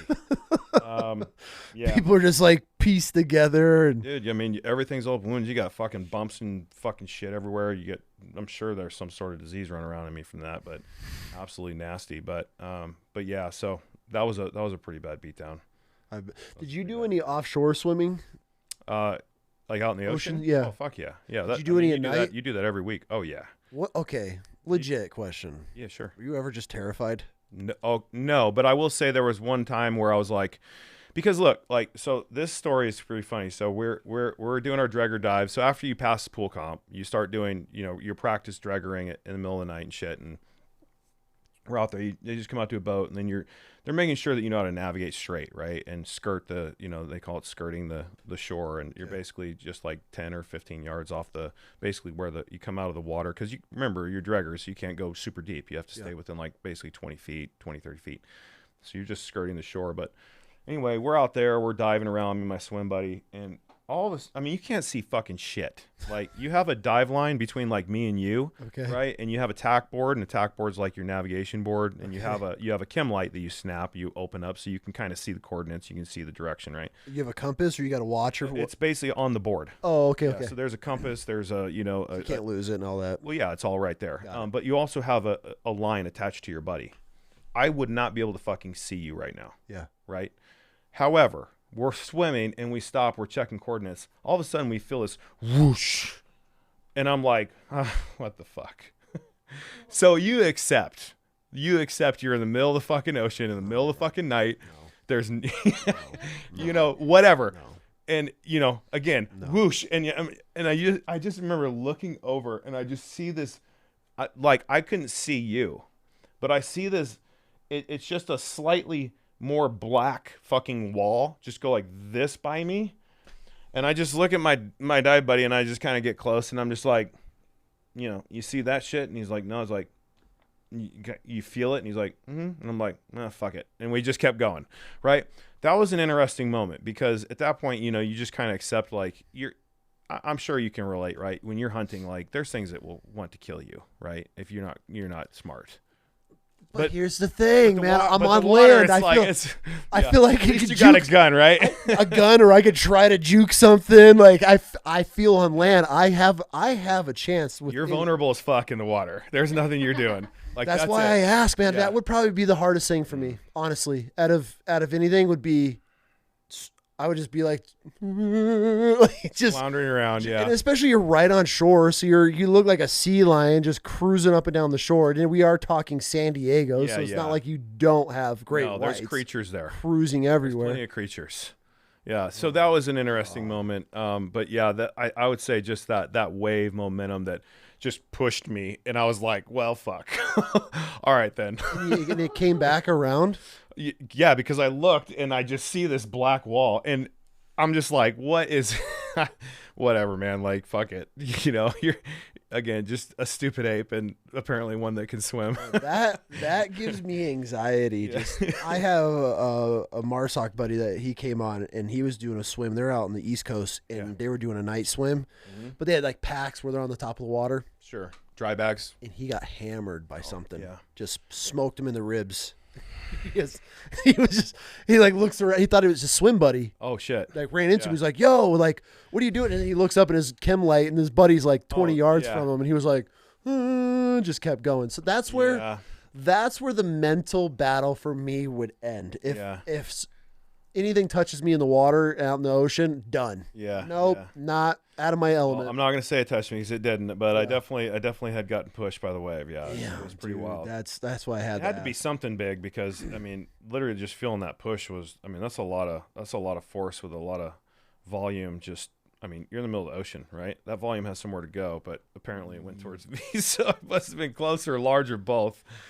That gives me anxiety. Yeah. So that was an interesting thing. But yeah, so then we get into third phase, and again, your question about open ocean swimming, right? You're doing your open ocean swimming. Well, in third phase, traditionally they would, swim at the island, right? It's a 5.5 nautical mile swim. Gross. Fucking forever. Gross. I mean, we're stuffing Snickers in our wetsuits and eating them and shit when we're eating, like, swimming. It's unreal. Really? Oh yeah. Those are the little tricks and shit you guys are doing? You stuff all sorts of food down your wetsuit, and you're just crushing food the whole time.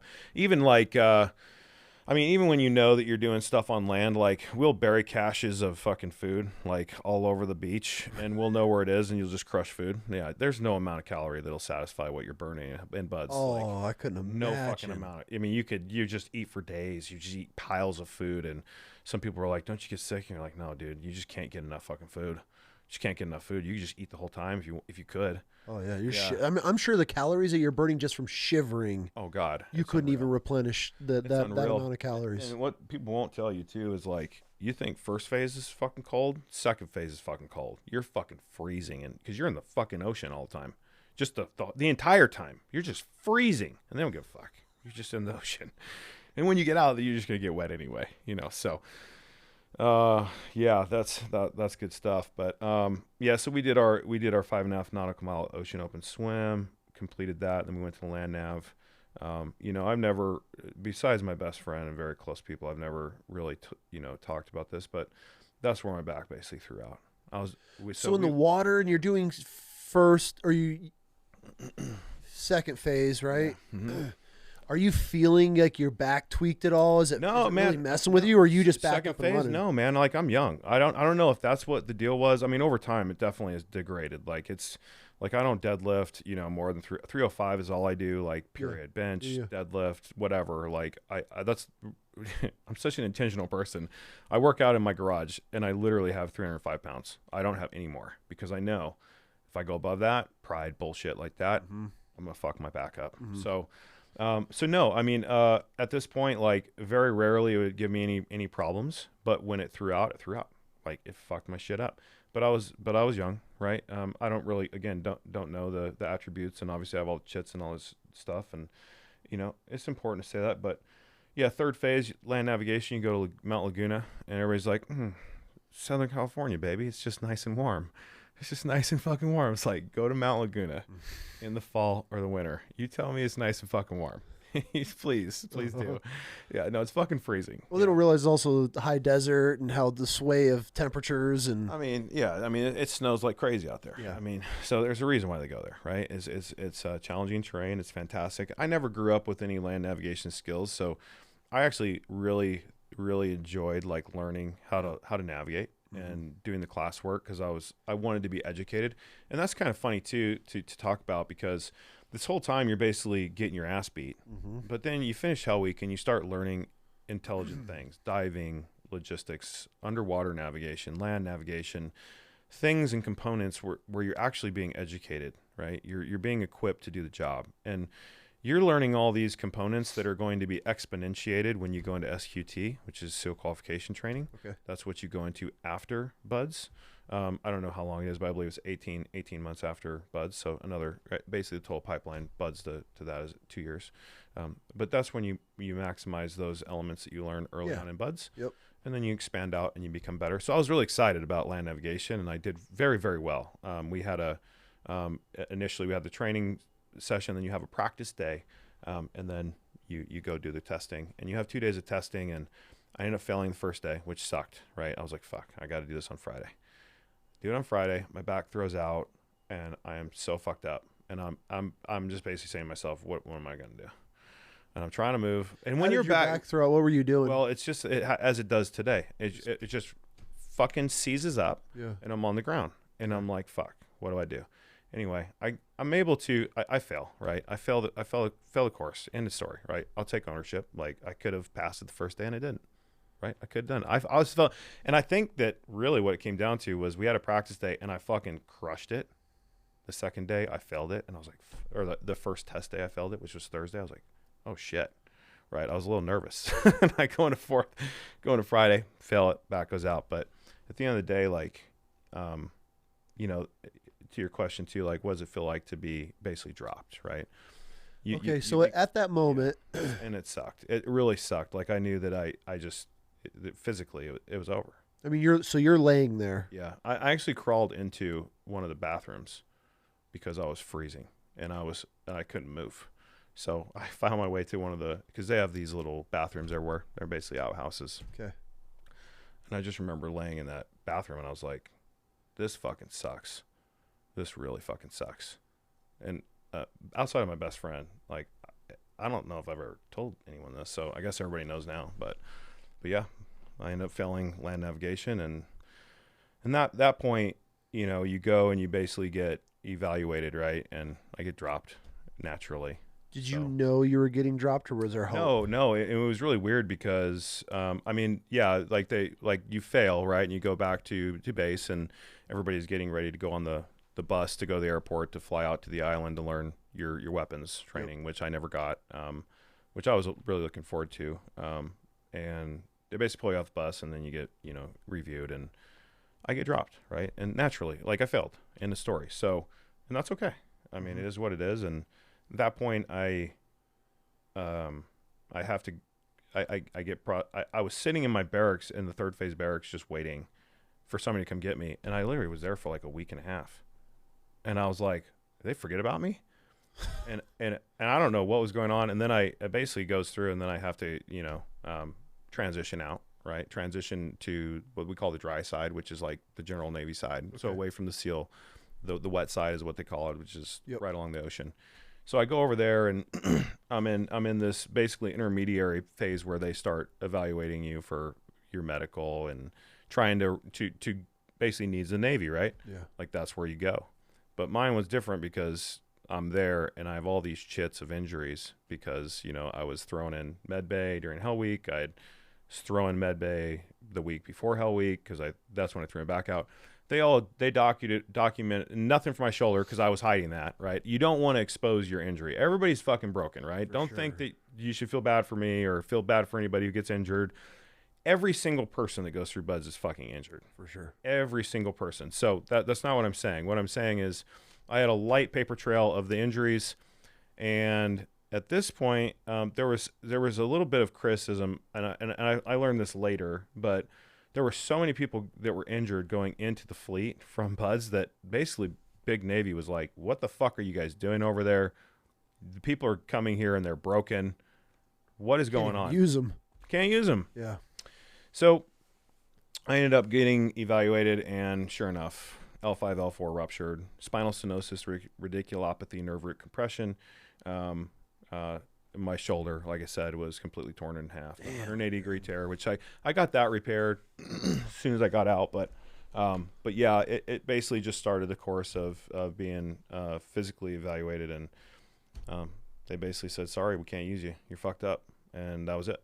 Damn. Yeah. So what did that do to morale? Like, where's your mindset at that point? Yeah. Super challenging. I'm sure that a lot of people can relate to this, whether it's at an extreme level, like what I felt I went through. And there's much more extreme levels, right? Like the guys that serve, and I mean, and they're in the teams and in the military and do the thing for a long time and get deployed like yourself and do those things. Like you guys come back and go through the transition. It's very challenging. So all I'm simply saying is, my transition out was me trying to figure out what the fuck am I going to do? For sure. Because that was everything. And when I say everything, it was fucking everything. Yeah. Like that's why I ask you. I don't want to think that I'm asking like, oh, because you didn't make it, and because you're good. Yeah.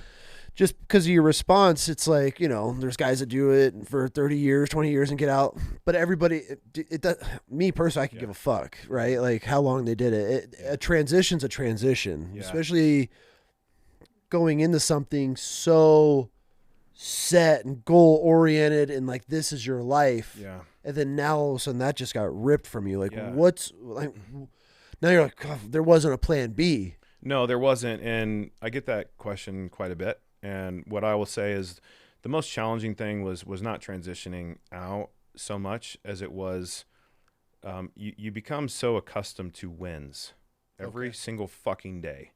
Every time someone quits, it's a win. Every time you get through an evolution, it's a win. Big wins. And that like you just see the attrition and you just see, I mean, you get so used to winning, and it's that fracturing that you do to get through it. And I will say that's another piece of advice that I would give somebody going through these pipelines is you manage the totality of the job or the totality of the work by breaking it down, right? So if you have 100 push-ups, you can do this in training, whatever exercise you're doing or whatever you're doing, running miles, whatever. You have 100 push-ups. Some people will go, I'm just going to push out 100. Fuck that. Push out 40, and then push out 20, push out 10, push out 5. Break it down as small as you need to do until you just start getting those little wins. And the next thing you know, you hit 100, right? That's how you do it. I'm at the course. I'm just going to, fuck it. I'm just going to wait until I see somebody quit. When we're doing log PT, I'm just going to wait until somebody quit. I'm going to feed on that, right? And I'm going to use that to say to myself, now I'm going to reset. And that's a great, that's probably one of my most learned lessons too was, and I talked about the quiet guy you got to worry about. It's definitely one of the best stories because there's this Master Chief that's absolutely, I mean, within that community, renowned. I mean, he's so respected. He's a legend within the community. Okay. He is not physically daunting at all. He's the guy that'll come up to you at the bar and be like, "Hey man, like, I just want to talk to you real quick outside." And But he's an absolute murderer.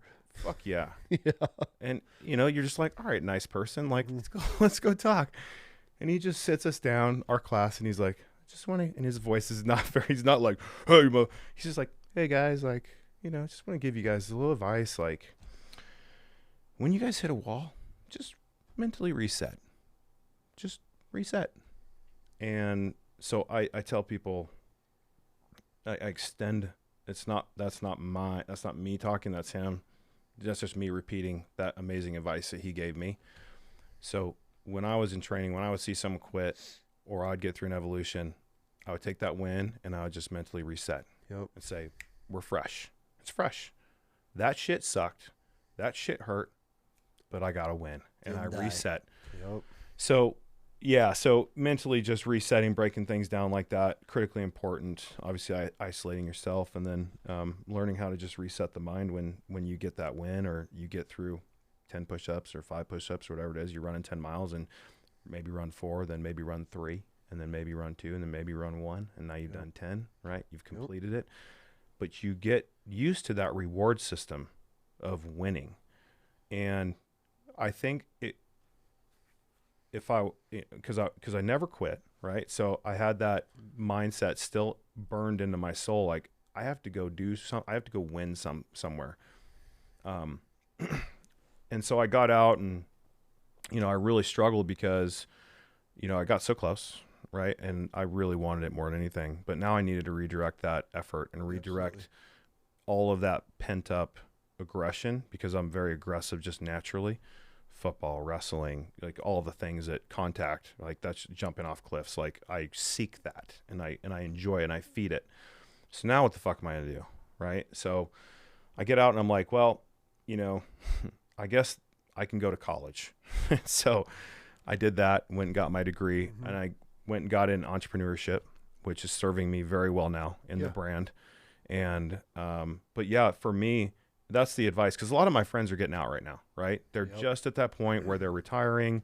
They're getting ready to retire. And man, I'm realizing that these dudes are my good friends, at least. I only speak for them and the conversations I have, no one else. But the conversations I have, they feel the same way I did. Like, they're like, dude, like, what the fuck do I do with this? With all this standard, with all of the things that, waking up and doing this. And I guess that's true for any career, but when you're in that environment, like you're at the nth degree of challenge, in the nth degree of you're on the bleeding edge of everything, right? I mean, you're literally in an area where the most small, minute amount of people have been, and like, now what do you do?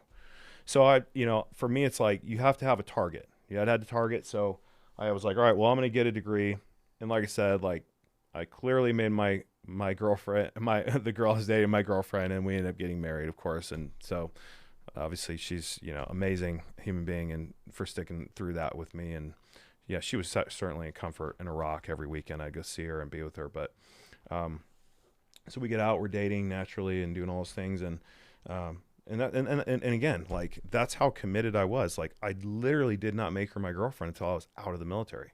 Like, I knew that the battle was over. She stuck it out? She stuck it the fuck out. Damn, good. That's a good one. She's out. She's also a redhead, so if I fuck around, she fucks me up. Yeah, she'll kill you. For sure. I'll die. Yeah, it's over. So I know my limits. I know my limits. But yeah, so she's amazing. So I ended up getting my degree, and then I started the corporate world. Currently still in the corporate world. Doing what? Infrastructure, global infrastructure. Like what? Explain it. Everything that powers a city, a building.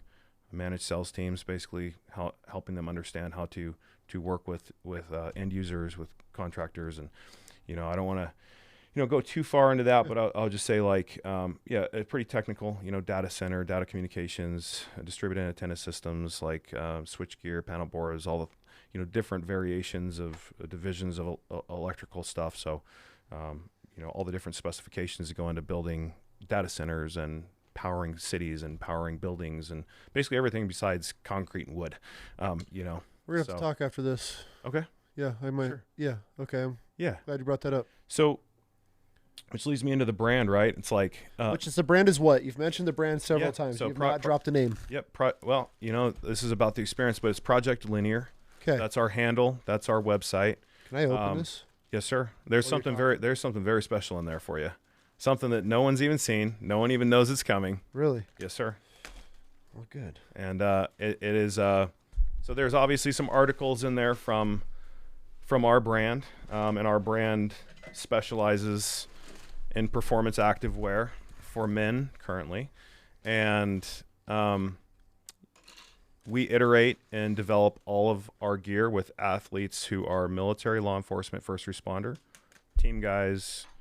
We have a Meridian PD guy here, Chris Jacob, which is an absolute tank. If you go on our website and you see some massive beast lifting like a shit ton of weight, that's Chris. Yeah. It's absolutely phenomenal. But yeah, there's something super special in there for you that you'll see outside of the clothing. What was your motivation? There it is. The patch? Yes, sir. So that patch is actually made by a veteran-owned company called Moral Decay Patchwork. Okay. They're all handmade in America, leather. Oh, shit. And you're the first person to have that. We're launching that. So for your listeners, they're going to get a nugget. We're one of 25 on the 7th of November. No shit. Yes, sir. And so they made those for us. Especially, they're just a phenomenal organization. Again, veteran-owned. Both husband and wife are both veterans and law enforcement now. The husband's law enforcement. So true service people. And that really ties into the brand, right? So every single athlete and affiliate that we work with, that we have on our website, that does work with us, military, law enforcement, first responder, zero exceptions. Every single piece of gear that we iterate is with military, law enforcement, first responder. It is a true premium offering, meaning every single fiber of our gear has anti-odor, antimicrobial, and anti-pilling technology. So why do we do that? We do that because when we iterate, right, with the field, with our development group, we call them, everything has a natural tie to the military. Yeah. So we call it our development group. Navy SEAL, right? A couple other guys on the SWAT teams. We also have a top 5 CrossFit athlete in the world, and Scott Tetlow, who's also active duty Navy. Most people will know Scott, right? Like, he's performed at the highest level. Mm-hmm. He was the men's demo team captain a couple years ago. Like, he contributes to the board. He has an amazing programming schedule. Like, the guy's extremely sought after. He's a renowned CrossFit athlete, but also a service member, right? Yeah. Zero exceptions on this. So we iterate with him, iterate the folks like that. What do you need? The anti-pilling is mainly because the fibers break down, right? Yep. When you're wearing a rig, you're wearing a body armor, you're wearing weight vest, it breaks those fibers, and you get all the little balling, the pilling on your fibers. We don't want that. We want shit to work. So we add an application to that prevents it from doing that. The anti-odor, antimicrobial, we leveraged an organic derivative from volcanic ash, which has a natural anti-odor, antimicrobial properties to it. So your gear won't stink. So we got guys, why do we do that? So guys go running out in the outdoors, or, I got a couple buddies that I gave shorts to that are deployed, that are, in some humid climates, and it doesn't stink. They can literally wear them for days. It neutralizes the bacteria, right? So it doesn't stink. Almost like a merino wool. So merino's a natural organic, antimicrobial, anti-odor, antimicrobial, but also has a natural thermal regulation property to it, the merino wool. I'll give your listeners another nugget. We have our next series coming out in April, which will be a natural cotton bamboo blend. So bamboo has similar properties as merino wool. It's naturally thermoregulating. It's naturally anti-odor, antimicrobial, and it also adds a layer of SPSF 50, so it's sunblock resistant as well. Shit. Yeah, these organic compounds are wild. But so we do that, right? We do that for reason, for purpose, because we want your shit to work. We don't want it to fall apart. It's not cheap. It's expensive. Me and my wife have completely funded this. We have no outside investment, which is exactly what I want. Let's yeah. Let's talk about that, man, because this is Wild Chaos, and we get into the guts of everything. And when you first reached out, I was like, all right, cool, yeah, like I wanna check this out. But then after I was reading your, are you like Are you just shitting your pants as I'm opening these bags with a No, knife? you're good. Um, You're good. They're knife proof. No, I'm just kidding. oh, these are shorts. So they're shorts. Yeah, they got the 2-in-1s. Oh, dope. Yeah, and again, that's where my journey started with this, was iterating with other brands, and I kept telling them about the liner being fucked up because I lift weights, I have legs, Yeah. but I also trail run. Like I do Roby, you know, I've done it twice. I did it this last year in these, and that hem right there that you grabbed, Yeah. on most shorts in that liner. On most shorts, if you look in liners, you're going to see like basically just the stitching, the seam, right? And then you're going to see like a little 1/8 inch hem. The problem with that is once it rides up, it basically acts as a rubber band. So I was like, well, fuck it, I'm going to redesign this. So I basically created our hems with a 2-inch surface area, which creates more surface area. So that hem will glide up and down your leg instead of rolling up and staying there, which is great. But in addition to that, another problem with every single liner I've ever ran and lifted with was they're all a mid to high compression, nylon shitty liner. Because everybody's like, oh, the shell looks great. Well, if you just turn it inside out and you look, you're probably wearing the same fucking liner your buddy's wearing, because they all just use standardized liners because it cuts cost. It's bullshit. And so what I did was I redesigned, instead of a mid to high compression fabric, I went with a low to no compression so that it doesn't prevent your ROM or your range of motion while you're running. Yeah. Also, because we selected the mesh fabric, mesh, when it gets wet, it gets sticky. So it sticks in spider webs to your leg. So when you start to sweat, shit doesn't move. Got it. And so anyway, it's purpose. It's intentional. You have put a lot of thought into this. I no stone unturned. There's, I mean, all the way down to the zipper tabs have our logo imprinted on them, and that's some sexy stuff, right? But this is why I iterate with who I iterate with, right? Because those liners, right? So you got your iPhone XS Max pocket built into the right side liner. Okay. We did the same thing on the left side liner, and my buddy's like, yo, my phone's too big. It bounces around. I'm like, fuck it, I'm going to make it smaller. So now you have a small phone pocket. So instead of two big pockets on the right and left side of your liner, you now have an iPhone XS Max pocket on the right. And then the other side of the liner, you have a smaller pocket for the smaller phone or supplements. And then you have a hidden key pocket in your inner waistband. And then even in your zip pockets on the side, we put little pockets in there. Why? Because you put your cat card in there. You can put your Ridge wallet or whatever. Shout out to Ridge. They make cool shit. And everybody knocks them off. Forget them. Go with Ridge. Let's go. But yeah, so everything's iterated well. Our shirts are, feels incredible. It's unreal. Yeah, it's super soft, So if you go on our Instagram at Project Linear, you're gonna see a bunch of dudes kicking indoors, blowing shit up, which for your audience will probably love that. Why is that? Well, because that's who we iterate with. So we send them shirts. We go, guys, I want you to go beat the shit out of this. I don't want to know what you love about it. I want to know what you hate about it. Go put it through the ringer. So you got guys blowing up shit, breaching doors, all sorts of shit.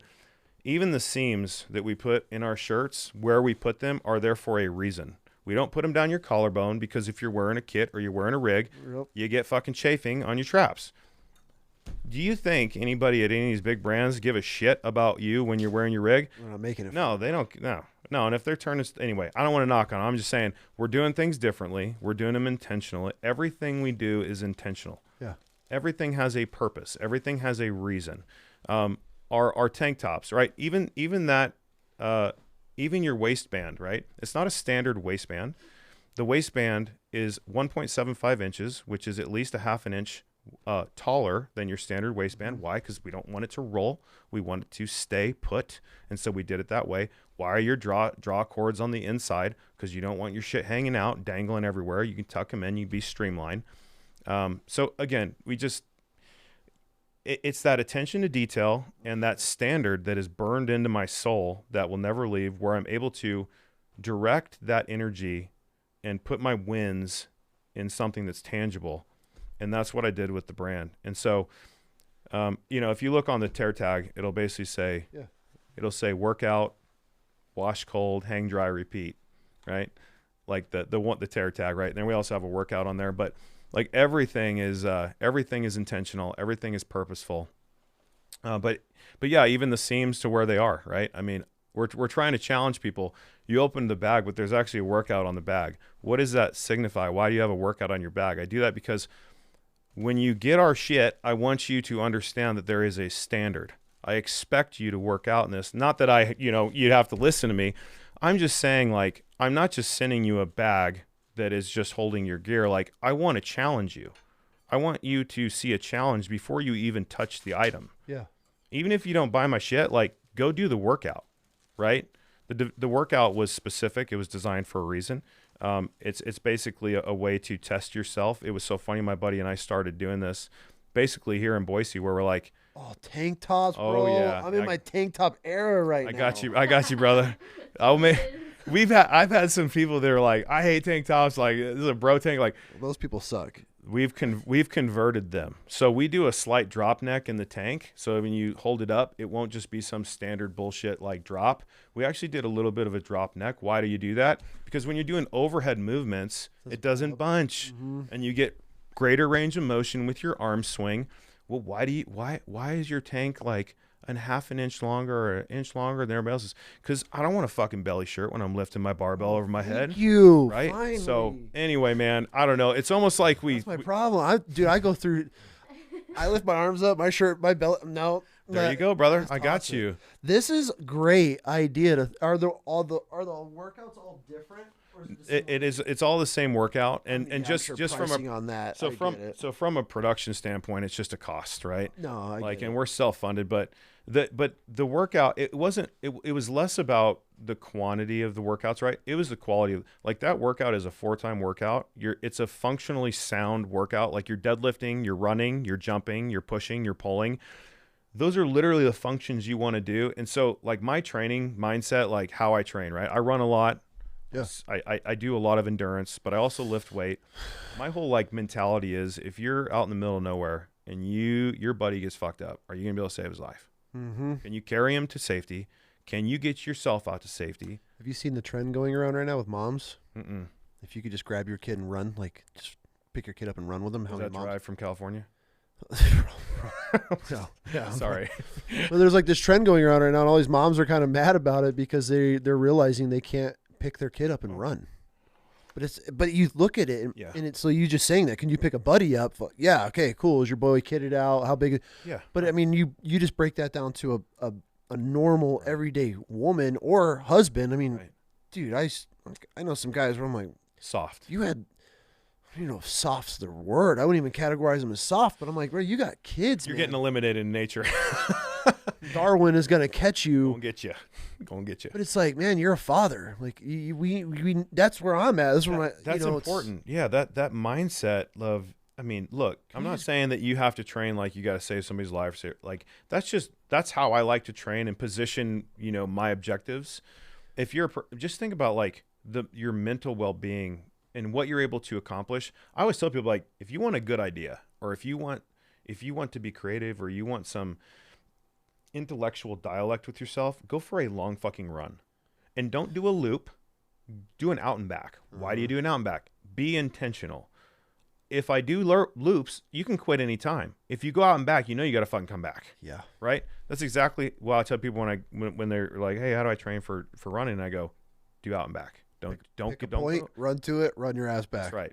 And even if you go to the end or close to it and you turn around and you're walking back, fine. That's your starting point. Fine. You got an extra couple miles walking. But you do loops, you're literally tempted with the opportunity to quit. At the end point that you keep passing. There's Every your finish single line. time. Finish line. That's right. Yeah, so it's intentional, right? So, yeah, we did that. We iterated with military, law enforcement, first responder. We got Cody Dickerson, who's a very, I mean, he just took 9th in beach brawl out in Florida, a huge regional CrossFit competition. He's also a military law enforcement guy. And then we got a couple guys that are in the teams, a couple guys also in the SWAT units that I'm not going to identify. But, yeah, that's who I iterate with, right? And we support organizations. We just did a couple amazing organizations. We did the 20 Mountain 220 with 3bravo.org. Okay. It was basically an ultra, right? It was 220 miles. Gross. And we outfitted a Navy SEAL, and there were some CIA guys with them. 220 miles over 20 mountains, wearing 22 pounds of weight in their rucks to draw awareness for veteran suicide, that we lose 22 guys a day to veteran suicide. we were able to outfit them. And that's another piece to this, right? Like you go to Instagram, we got like 2,500 followers, right? I don't give a fuck about that because I could put 5-10 grand into marketing and pump those numbers. For sure. I'd rather take that money and send it to an organization because then I'm able to support them. We get visibility out of it. But honestly, this whole brand, like the brand's great. We have a mantra like beyond the brand, right? Bigger than the brand. It's never about the brand. It's bigger than the brand. And I get kind of get sidetracked sometimes or get pushback from some folks around me. They're like, yo, like stop collaborating with organizations. Like it's about the brand. I'm like, fuck that, dude. I want the more team first, team organization first. So we got to outfit them. They completed it. It was amazing, drew awareness. And then we just did another one with the Navy SEAL Foundation. It was a Southern 100 for SEALs, Huntsville, Alabama, all the way to Nashville, Tennessee. We outfitted their entire group. They went the whole way, drawing awareness, raising funds for that community, which is fantastic. And then we're doing another one in Coronado next month. We got invited back. We've been doing some regional competitions, the Summit Games out in Utah, phenomenal organization, very challenging. But yeah, I mean, that's how we're integrating, right? We're not spending our capital on, you hear the 80-20 rule. For business people, that's a big one, right? 80% marketing, 20% product service. I don't fucking want that product or service. I want somebody that goes, I'm spending 80 to 90% of what I have in the product, the development, and the service. The 10%, sure, do what you want with it. I don't care how bright and flashy your stuff is. Even our design premises, designed for the quiet professional, right? The derivatives of the military emphasis, right? We're no bright logos, not fancy shit. Everything's intentional. Everything's purposeful. And that's what's giving me direction and the ability to accomplish things and getting that sense of win. Because when you own a business, as you know, and anybody listening owns a business, you fail daily. You have to iterate, you have to adjust, you have to find wins. And honestly, this has been the greatest conduit to not only support the community and say, hey, influencer, I don't care how many people you have. I'm not interested in working with you. But I have a dude that got voluntold by his wife because he saw a shout out on Instagram. That's Chris Jacob. He's a Meridian PD guy. We had one guy bail on us at the last minute for our photo shoot because it was a conflict of interest or whatever. And one of the social media groups out here put out a post like, hey, any military law enforcement, this is a brand new brand. We weren't even launched yet. It was like 24 hours for our first photo shoot. And I'm like freaking the fuck out because I'm like, what am I going to do? And all of a sudden, he gets voluntold by his wife because his wife's like, honey, you're doing this because he's law enforcement. He comes to the thing, he walks in. I'm like, you're fucking hired. Dude is just ginormous, lifts a house. The most humble individual you'll ever meet naturally, right? These dudes, like when we just did a photo shoot yesterday with a Marine double amputee EOD tech. Okay. So this guy, he unbelievable human being. I might know this guy. Jesse? Yeah. Does his wife do sourdough and stuff? Yes. Yeah. I've met him before. I actually want him on the podcast. You should have him. To get his contact. We took a sourdough course from them a while back, and his wife, and they have this beautiful home. He's got a beautiful family. If he's one of the most intelligent people you ever meet. Really? Dude was a PA. I get to spend much time with. This is him. Physician assistant, disarm bombs, humble as shit. Yeah, great dude. Guess what? His wife voluntold him. Mm-hmm. We were at the Aaron Butler Purple Heart run out in Eagle. And we're supporting that, doing that organization. And that was the first organization we got to support. We're out there with our stand, and his wife comes up, and I think she's from Australia or New Zealand or something. She's got an accent. She's amazing. And she's like, hey, would your company be okay, like, having my husband be a model for you? I was like, where is he? And she points to him like, fuck yeah. And I was like, dude, like, I would love to do this. So we just did a photo shoot yesterday. An amazing place, CrossFit Northside. Okay. They're a great group. I'm calling these people out, not because it's like, oh, we're trying to, drop a name. I'm doing this because these people, like CrossFit E3, CrossFit Northside, these organizations are intentionally going out of their way to support a tiny little fish that is linear in this huge fucking pond with endless amounts of marketing. And they're going, hey, come use our space for free. Come work with us. And I'm just like, it gives me chills because just the human element, and again, just the ability for this brand to be a conduit into the community and support, it's just been phenomenal. But Jesse gets voluntold, right? So So his wife comes up, was like, basically tells him to come do that. And if you're in the military, you know the term voluntold. Like, you get voluntold shit all the time. Like, does anybody want to do it? Yes, you all do. So, so he agrees reluctantly because military law enforcement, first responder, they don't want to be in front of a lens. So we're just at CrossFit Northside yesterday, working out, being filmed by an amazing photographer, Anya Stoll. You look her up. She, again, human. I want to be very clear about that because we don't spend a ton of money on marketing. Mm-hmm. A lot of this is an exchange, right? Monarch Bag Company is another one, right? They've really stepped up and supported us and done some really good collaborations with us. Devin at Sigma Wolf, just unbelievable media. Yeah. Putting out, so we got some new content coming. But the point is this, is like, I think when we hear authentic a lot, right? We have a term, no AI needed, right? That's one of our premises when we go in to create media. Like, if you look at our images, none of it's Photoshopped. Mm-hmm. None of it's AI. All the copy is written by me or my team, right? It's not just true grit, born from persuasion and a fucked up input because, ChatGPT got all sideways on you. Yeah. No, but everything's real, right? We're out in Brano Dunes in the area. So I'm bringing up these organizations because, number one, they're great people, great organizations. But a pillar is our community. And, another pillar is our community being military law enforcement. Another pillar is our partners, right? We support all three of those pillars anytime we can because they've been there for us. And they're just amazing human beings. But yeah, so we did the photo shoot with Jesse yesterday, CrossFit Northside, and Chris. Chris is deadlifting like 650 pounds. And I'm just like, what's wrong with you, dude? Yeah. I'm going to call the zoo. I'm taking you back. Yeah. Like, I'm going to trank you. I'm taking you in. So super quiet guy, just super humble. You should have him on. The guy's, I'd love to. Oh, unbelievable. And, but yeah, so did that photo shoot, and it was just so cool. Just, seeing someone like Jesse who has so many reasons not to be in front of a camera and just say, fuck that. Like, no, he's a warrior, dude. The guy's unbelievable. He's an amazing human being and just such a gentle giant. Dude's way taller than me. I'm like, fuck you, dude. Like, this is a picture of he's towering over me, but amazing human being. Yeah. And it's definitely been the most gratifying and funnest thing. And we look to do more of that. And we want to do that. We want to grow and just want to be there for Boise and be there for the community because that's why we're doing what we're doing. That's pretty awesome, man. I mean, you are in a very tough industry. Like, we've been in the apparel world for a long time, and box office stores, it's hard, tough. I've worked for a couple of big clothing companies as far as like their reach. Their breadth, probably. Well, just on the fact of, these technical apparel companies, right? More hunting stuff or lifestyle. And, man, to the grind that it is. And so let's get real right now for a minute. Yeah, let's do it. What's it like running a business with you from home, with you and your wife? How involved is your wife? I'm sure. Well, that's the big piece, right? So always it's the team. Always.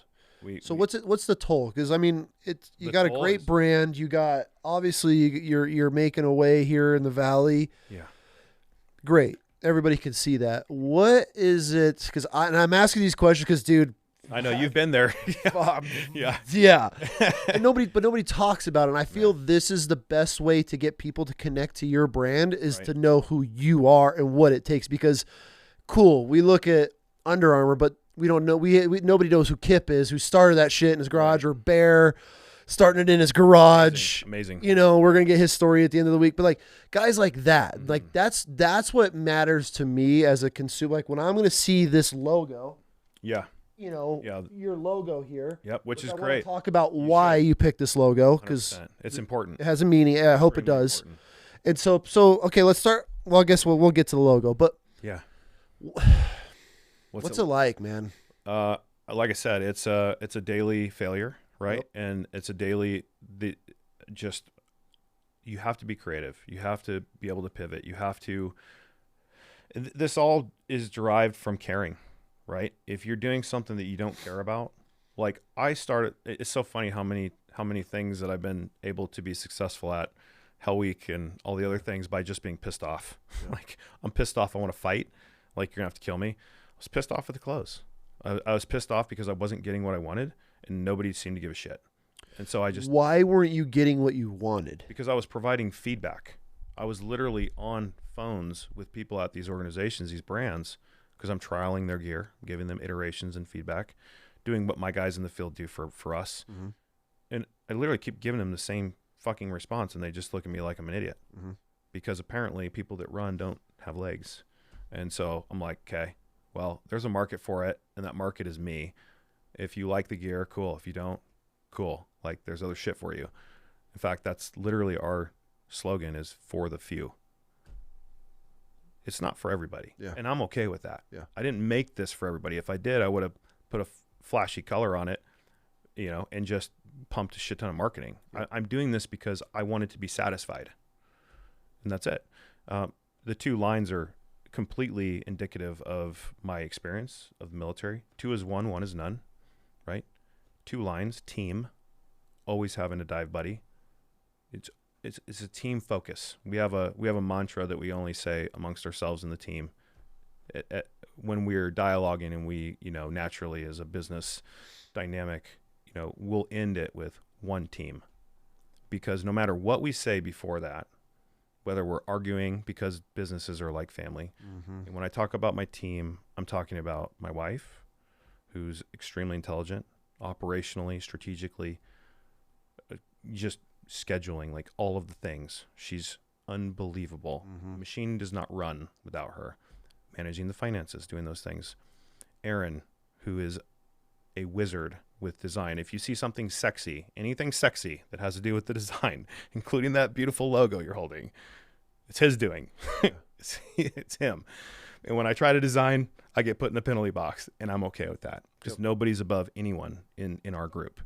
We have Josh, who is a prior Air Force veteran, who lives in Norway now, but he does a lot of our field videography. Okay. So when you see some promotional videos where there's some dudes working out and it looks good, it's probably on a base, or it's in the mountains where the guys are training. Yeah. Or it's in a gym where the guys are training. Every single person you see in those videos are military, law enforcement, first responder, because he goes and meets them. It's unbelievable.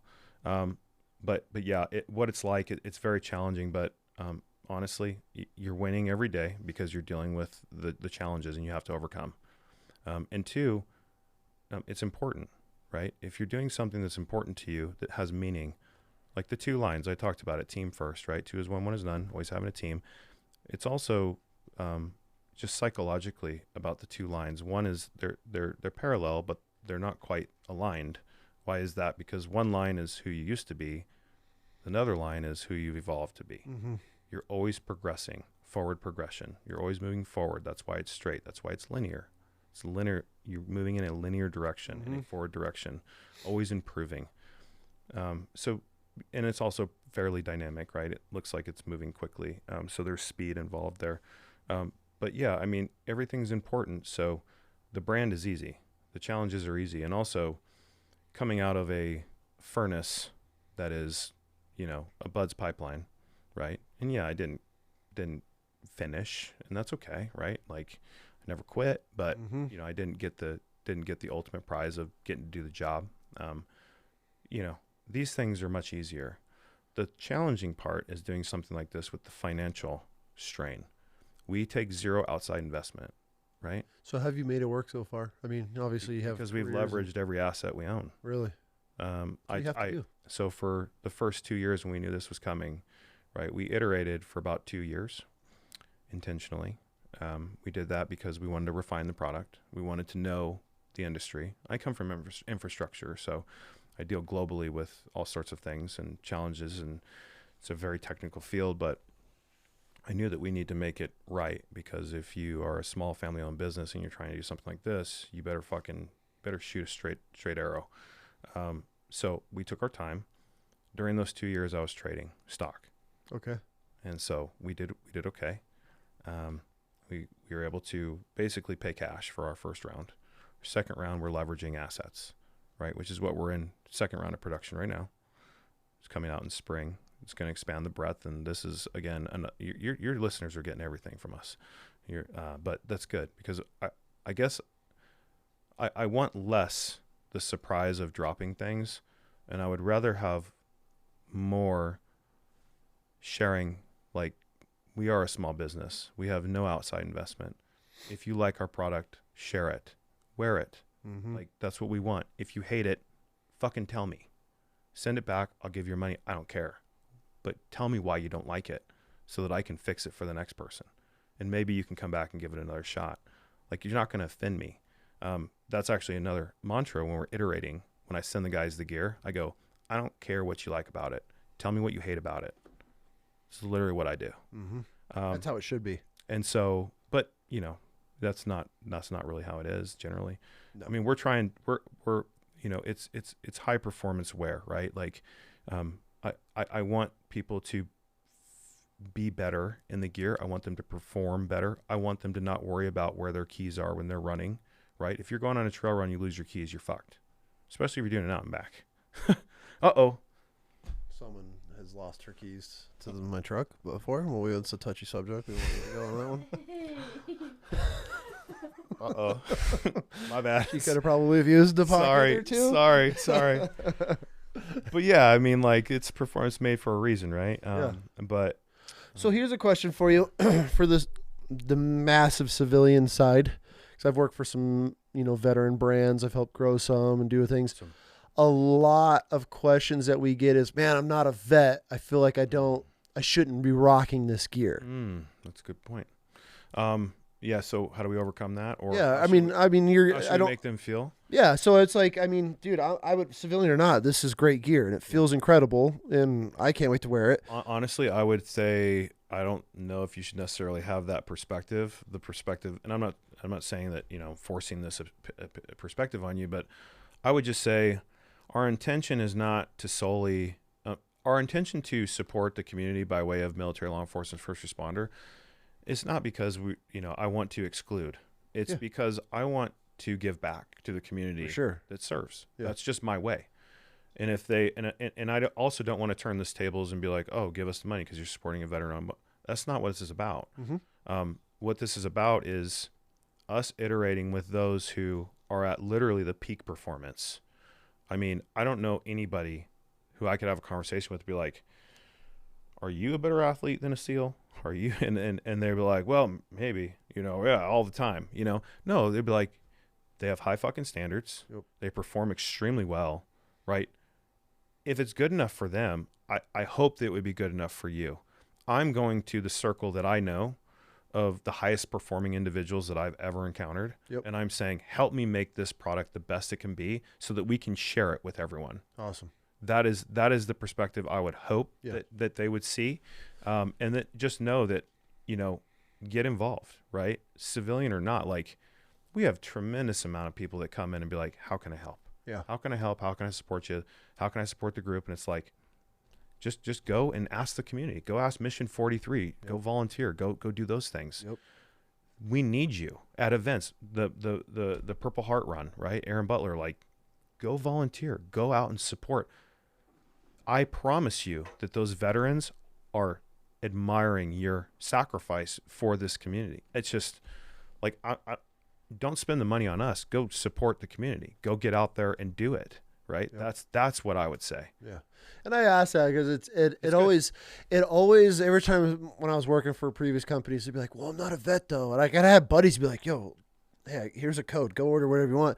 But I'm not a vet. It'll always drive me nuts. And I'm like, dude, it's just veteran owned. It doesn't mean. But just know this too. Like, you heard how, I mean, I'm only speaking for my brand, right? I mean, period. I mean, I don't know any veteran brand that would exclude civilians, but the civilians for some reason get that feel, especially when you're veteran heavy on influence. So I just I want people to hear from you. It's like, cool, because, you know, I battled it for years with other companies. We're like, guys, like, we got to, like, we're so heavy on operators that your average Joe starts to feel like, maybe I'm not cool enough. I'm not cool enough. Yeah, so it's never about that. And again, I would just say, look at the great things. Even us just being a tiny fish, a small family-owned business, no outside investment, no control. Yep. What we've been able to do just by supporting some organizations with our gear, like, if you feel good about that, if that makes you feel good, if you know. Support us or support the organization. Like, that's what it's about. Like, it's never about sales. It's just about how do we use these resources to do something better than just sell clothes. Yeah. It's bigger than the brand. It's beyond the brand. That's a mantra. That's how we live. That's how my team and I organize. That's what we do. Is this going to impact one of the 3 pillars? Why are we doing it? Will it impact it? It literally is the North Star to our decision-making process. I love that. Yeah. And that's how we decide. Will it make an impact in any of those 3 pillars? If it's not, then we're not doing it. Yep. We're not doing it. Right? We have influencers who are like, hey, give me some money. I'll do one of these cool opening bag things, and I'll do a spin and then ghost face you in the corner or some shit. And I'm like, no, I'm good. I would rather take those couple $1,000, outfit some dudes to go 220 miles, drawing awareness for a better fucking cause than selling clothes. Yep. Just so happens we make good shit, but that's intentionally. It's there for a reason. How was it sourcing and finding the fabric? Oh man, I'm glad you brought that up. I know textile, like I know it's a bitch. Yeah, and then especially with overseas manufacturers, because you manufacture out of Vietnam, right? That's correct. what I saw. Yep. Which and this is for everybody. If you're not ever been in an apparel business, telling an small apparel company to go, hey, you should make it in America. I'll attack that right now. Doesn't work. No. I'll enlighten you. Yeah. And so, right, my background's in global distribution, right? So I deal with MOQs, minimum order quantities, all the logistics, all the supply chain challenges, all things globally, right? I've been doing that for a long time. I knew when going into this, when I was trying to source this, I wasn't going to meet any fucking minimums here in domestic production. Think about this. America producing textiles, right? When you think who makes the most clothes in the world, you're not thinking first America makes the most clothes in the world, right? So the ability to produce is already contracted, right? Yep. We don't have as many manufacturing companies. Shit for facilities here. And people, of course, right? We can dive into the dynamics of that, but what I'm trying to express is there's a very small amount of producers, manufacturers. Mm-hmm. You have all these big brands, with a lot of big fucking money. Mm-hmm. And they're going, I want to order 500,000 units. And then you have us going, I want to order 9,000 units. Okay. Which is a lot for a small business. First of all, I knew that was going to happen. Uh-huh. But what I did was I reached out to 10 of them and I sent them the information, and I did not get one meeting because they asked you a question. What is your expected quantity? What's your minimum? Guess what? I tripled it. I went 3x above what I knew I could afford. Never got a call. So to give your listeners an idea of what this looks like, just in raw numbers, we ordered 9,000 units. Well, it was actually because we had some loss because they, fucked up some units on the way, but it was somewhere around like 8,542 units or something like that. Total was what we ordered. The next smallest number was 356,000 because it was on the manifest, right? There's a manifest that comes over. I saw the manifest. The next smallest number of units from one entity going to a company was 356,000 units or 350,000 units, 350 something. It was an absurd number, but it didn't shock me because this is the same thing in infrastructure. It's the exact same thing. Yeah. So when everybody's like, oh, why don't you just produce domestically? It's like, you don't understand. Like, I can't afford 500,000 units, right? Unless my quality is degraded, right? So even then. So how do I combat this situation, right? Intentional, purposeful. All of that technology card right there expresses to you what our manufacturing, where it is, and what goes into it. Okeotech certified, ISO 8000, all these other certifications. What does that mean in language, in common language? It's ethically sourced, ethically produced, no child labor laws. It's literally the highest standard of production that you can get globally. Okay. Also, our manufacturer is in 5 countries. It's not just one small little sweatshop house. This is an established organization over 5 countries. So how does a little brand like me get them to take on 9,000 units? I pay a lot of fucking money, right? And I'm doing things differently. What do you mean you're doing things differently? Anti-odor, antimicrobial, anti-pilling technology. I differentiated the brand and said we're doing something different. Why does that matter? At the end of the production cycle, the textile organization of Vietnam had reached out because this particular this manufacturer, it's global, right? They're a big organization. They also partner with up-and-coming capabilities. They're forecasting what is on the horizon, what is coming down the road, what is the best shit that people are making, and they asked me to do an interview because they're like, these are trends that we don't see. Why are you doing it? And I explained to them exactly what I explained to you. This is purposeful, meaningful design. It has a reason and a purpose. It is not just a piece of clothing. It serves a purpose. And they thought that was interesting enough to have an interview. Unfortunately, we had the interview, and I didn't agree to have it published because as a brand and in clothing and textile, you know this, and it's basically impossible to copyright your design. Yeah, you get pirated immediately. Yeah.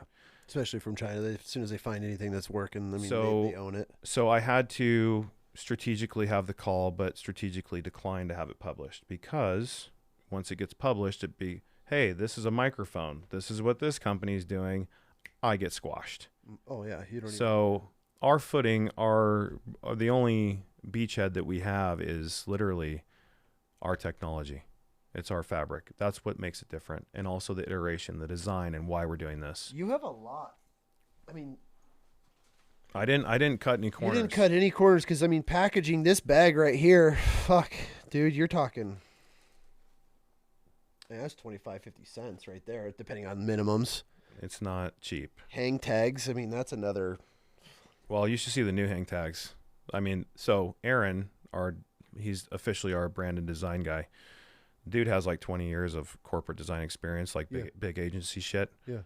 Dude's just a wizard. He's an absolute master. And so Steve Jobs, Wozniak, right? Like you find complementary assets, and I'll give that nugget too as a business person, right? When you're starting a business, if you have pride, you're fucked. Why? It usually takes guys years and a couple failed companies to figure out. Because you have to be able to look inside and say, I really suck at that. Yep. Who can do that shit? And this guy can do that shit. He's really fucking good. Fire yourself and hire somebody that can do it. 100%. Mm-hmm. And Casey, my wife, she can do the shit I can't do. Mm-hmm. I don't want to do it. And she's really fucking good at it. So you look in the room and Josh and even the athletes, right? What they're doing. Like, you have to look around and you have to understand less all this out here and more about what's going on in here. Like, where do you suck? Where do you fail? How do you fix that? Mm-hmm. Who do you need to bring in? So we have quite the team. I mean, we are working on all cylinders. I mean, everybody's up late, early and late. I mean, so with the manufacturing piece, we obviously we'd like to have some elements domestically, which by extension, we were able to do with our patches. That's cool. Yeah. It's 100% American made. Yeah. Our commitment is as far as we can financially afford to do it without completely ruining the business. Mm-hmm. This is a way that we can do custom handmade patches in America with another veteran-owned company that are pretty fucking badass. Yeah, that's I cool. mean, I'm so excited to send those out on the 7th, 1 of 25. So your listeners already have a heads up, but we're going to have some really cool media. So we got some guys, some operators out in Utah that are actually doing some pretty cool footage right now. Yeah. And pretty cool imagery with those. So that's our team patch. So that one intentional, right? That's our team patch. It's going to be basically a part of our team edition, which will be a limited series as these other series will as well, apart from the general offering. But those are intended for weight belts, right? They're intended for weight vests. We have our elite editions that are coming out. That is a scaled down version of that. Still same design, same everything like that, but it fits on your rig. It's made for your nameplate area. Okay. So it's very cool. Those are coming, and we're going to drop those as well. But so those guys are out there going to be lighting some shit up with our patches, and we have some pretty cool imagery that's coming out for the chest rig, and then also the weight belt. We just did that with Jesse and a few other guys and Chris. So we're excited to share that, man. But that's a way we can differentiate. That's a way we can support domestic production. And there's little ways of doing it. But yeah, it always drove me nuts. They're like, man, I'd love to support it, but I want to support American made. And I'm like, well, if you want to support American made, you think this is expensive now? Yeah. I mean, it's just, you have to pick, right? I mean, I don't have endless money. I don't have any investors. I mean, it's just me and my wife, right? Financially. Look at what is it, Jocko and that group of dudes that are trying to do their origin or whatever. Dude, they got there's a behemoth. They're a behemoth, and it's like, yeah, the previous owner of Under Armour's backing it. It's unreal, but it's still challenging. I mean, so And Yeah, they had to create their own manufacturing company, I believe, for their jeans and stuff. So, and I don't want to knock that mindset at all. Like, if you have the funds for it, do it. well, even as a consumer, like I don't want to deter anybody. Like, hey, look, like if your turn off for this brand is Vietnam, cool. Like I get it. Like that's fine. Buy the patch. No, I'm just kidding. But Patch American no, it's cool because I mean I think most people understand just the dynamics of financial and what it does. And at the end of the day, we're trying to create a great product. We're doing it.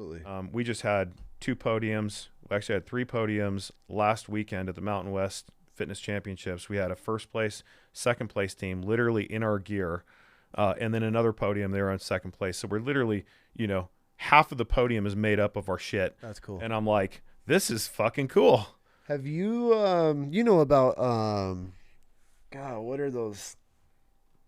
It's like a CrossFit Games, but they have shooting and shit. I went to a couple. What are they? Tactical games. Yeah, have you thought about that? That seems like right up your guys' demographic. Yeah, so again, financial, right? Yeah. He wants money. I get Our it. shirts have already made it into that space. We have a ton of SWAT guys using them. Yeah. A ton of, in fact, that's how we started dialoguing with some of these cool groups of shooters because they were like, hey, use your shit at the range. I mean, you go to our Instagram page, you'll see like there's dudes kicking indoors, there's people on ranges, there's people doing the tactical games, there's people at CrossFit games. What, did you make something that does everything? I'm like, well, kinda. I just kind of made something that does everything I want to do, right? Feels great, wears great. 100%. So at the end of the day, we're seeing it really kind of make its way and pilot hole into that. And we do have a run time to get into that space. Like Cody Dickerson, the guy I'm talking about, one of our athletes, he's transitioning into the tactical space, the tactical games, because he's a shooter. He's he's prior military. He's now currently in law enforcement. Top 10 at a huge CrossFit, super fit. Dude's jacked. He's super jacked. Amazing human. But yeah, so he's trying to go into that. So we're trying to iterate with him as he grows, we grow.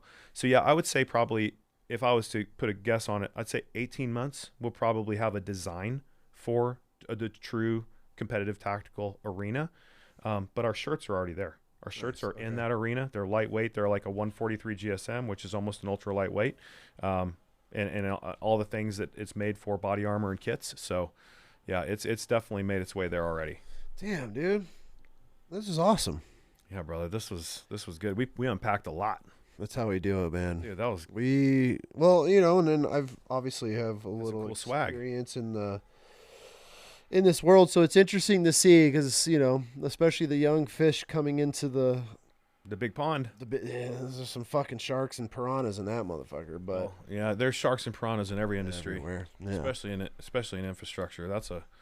I was also in the automotive industry before that. So I worked for, I'm not going to say it, but a global financial institution. So that's where I started my professional career outside of college. Okay. In that car industry. Those are savages. They are savages. Mm-hmm. And you think it's the salespeople, like the guy selling you the car, girl selling you the car? Fuck no. It's the finance dude. Those are the highest paid people at dealerships. Mm-hmm. The highest paid. By a long shot. People just don't know. They're just so uneducated. No fucking clue. You think the deal's over after you buy your car, you walk in, your guard's down. They're like, you want gap, you want tire and wheel, you want extended coverage, what you want. Your payment just goes up by a few bucks, and next thing you know, you spend $5,000 and see ya. Yep. See ya. Have a nice day. Yeah, but this industry's good. I love it. Honestly, I'm less focused on the industry. I'm more focused on the people. Good. I come away every event just stoked. Good. Photo shoot with a double amputee EOD tech. Fuck, I don't give a fuck about the market. That guy just fucking kicked ass at a gym with me. Hell yeah, dude. Who's doing that? I mean, I see it as an absolute privilege. It's a conduit into the community, and I wouldn't have it any other way. I got a dude I need to get you in contact with. He's one of my best friends. He's a Marine amputee. He's a firefighter now down in Salt Lake, and he's a stud. So yeah. he would fit this shit so perfect. Dope. Yeah, yeah. I'd love that. I mean, please send him my way. Yeah. That would be great. If you ever need anybody, man, he's as solid as they come. So, and I would just say that has been one of the coolest. And I know we got to wrap pretty soon, but I would say that's one of the coolest things too. Is just constantly just getting people calling and going, hey man, 2 weeks ago, I had an Army vet just reach out from like New Orleans area, and he was like, hey man, I bought your stuff, I love it, like could I be like a field team? And I called him, and he was like, huh, what, I didn't think you were gonna call me. I'm like, the fuck you want me to do? You know, we're just human beings, dude. Like nobody. It's almost sad. Right. Yes. I get it a lot. Like guys will message me, and I take it personal. Like if I reach out to somebody, following or not, and you can't get back to me, but it's a legitimate question. Now I get DMs. There's a lot of bullshit. There's a lot of just noise in DMs, and I'm not going to waste my time on memes and shit like some random people sending me that shit. Right. But like if I have a father reach out, or somebody that's like a wife wanting to know something and what to get their husband, or just a dad wanting advice, I take my time, and I probably spend way too much time, but I spend several hours a day just trying to get back to, because I feel they're reaching out for a certain reason. Then when they reach out, they're like, oh my God, I never thought you would respond to me. I'm like, bro, like. Well, it's kind of how I felt when you reached out to me, but also, so it's kind of true. I was like, I don't know what this guy wants to do. I don't know what he wants to do with any of my brand. I mean, we've been around for 6 months. See, but that's who I am though. Like I appreciate that. I felt bad for you. I think I sent you the voicemail like, yo, dude, I'm not blowing you off. No, you were good. Me in the worst. I was guiding. I'm back. I'm on the road. Season, I went back, and so See, anybody who doesn't live around here, you know when hunting season comes, like people are gonna be MIA for a bit. Like comms are gone. Like totally get it. The only reason I'm here this week is because I'm not offended. We try to work things out. Like I'll knock out like 5 or 6 podcasts in a week or so. So then we're done for a couple months. And like her and I walking up here today, we're like, I'm dusting stuff off. I'm like, shit, we haven't been up here in 6-7 weeks because we just had a string. But you know, like. So I have several this week we're going to knock out, but we're out. Like I'd be gone right now. But she was like, Dad, we're pretty low on episodes. On content. And that's why I had, hopper. I got some other guys coming in, but I was like, dude, I'm already back this week. And so, but it makes me sad when people interpret the brand as something bigger. You know, because I've worked for brands where like, don't acknowledge them. It doesn't matter. We just That's want what I'm saying. We just want customers. The mindset. And I'd work for them and be like, what the fuck? And then these guys would come and be like, dude, holy shit, numbers are this. And man, this guy just placed it. I'm like, yeah, because I just spent the fucking hour on the phone with his wife buying their whole entire family, and they're kitted them out and everything. Like, that's what it takes. And customer service, well, dude, my wife is like the master customer service person because she worked for some big companies back in the day. Like, she knows. She only dealt with when it escalated, and you're just getting the phone like, you fucking bitch. She's the firefighter, man. She puts the shit out. That was hers. So she's taught me a lot over the years. So that's one of those things. It's like, dude, just show. I don't care how the numbers and the following, the money. Yeah. Everybody's human, man. And these 100%. People lose track of who they are, and they get this ego and this pride, and like, oh man, we're this company now. Like, but it's like, dude, at one point you were begging these people to support you and to buy your product, but now that you're in a box office, you got in the shields, and now you don't respond to people anymore. It's intentional. It sucks. It's just your purpose, man. Like, why are you doing this? And unfortunately, I think that at the end of the day, if the derivative of your purpose is to make money, which you have to be financially viable, but if the derivative of your purpose is just money, like, you don't last. You don't last, or you're completely shallow as shit. Yep. And honestly, this is fucking fun. I love this. I love going to photo shoots with these dudes, just working out, inviting people into the space, having like CrossFit Northside just say, unfortunately we had a like literally 12 hours before our photo shoot yesterday, got a call and was like, hey, we can't have you at our space. I literally called CrossFit Northside. I was like, hey guys, like, I know it's like 12 hours. Can I use your space? Like, we're talking a multi-million-dollar facility that they funded, they paid, and they're like, our doors are open for you anytime you want, brother. And I'm like, it gives me chills because I'm just like, the humanity. Like, those are the people that you surround yourself with. Yeah. That's your team, right? The people that are, hey, I got no time for you. Like, that's when, like, I respond to customer service stuff personally. Have like, to. I'm like, hey man, like, I got you. How can I make it right? Not, hey, this didn't fit right. Like, cool. How can I make it right? Mm-hmm. Here's your money. Here's a gift card. Send the shit back. I just want to take care of you. Yeah.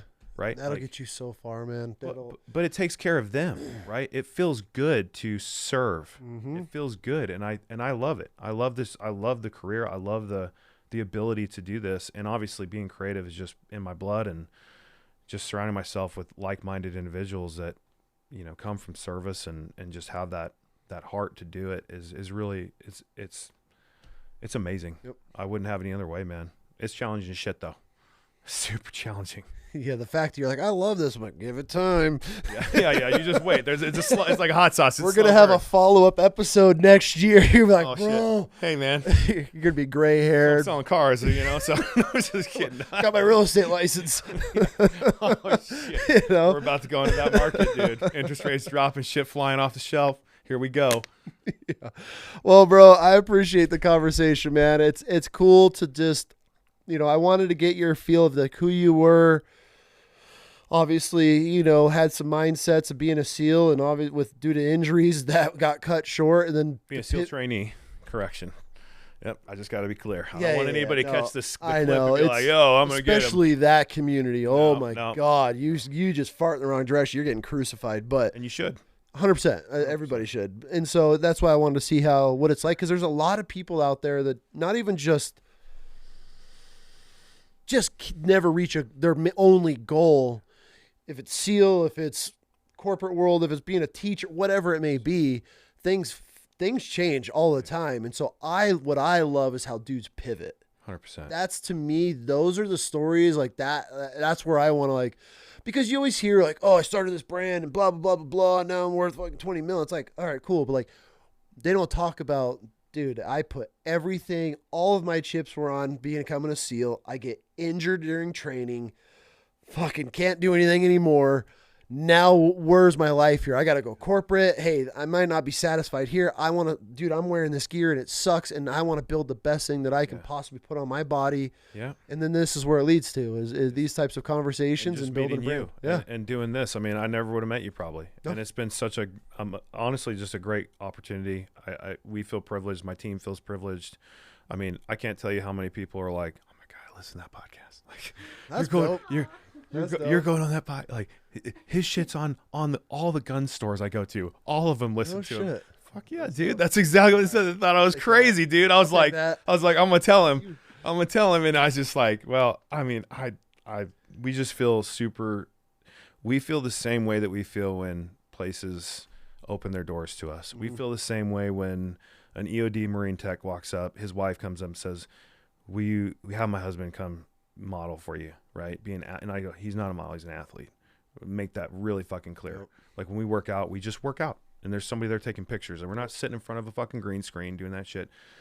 The point is each exchange like this and with our partners and organizations, it's, if you're looking for small wins and gratification in small business, seek that. Yep. Because you will be filled, and obviously, you know, just keep your priorities and make sure that it's not money, and make sure it comes from a good place. That's it. Put God first. Yes, sir. Thanks, bro. Brother, thank you. I appreciate it, man. This Yeah. is great.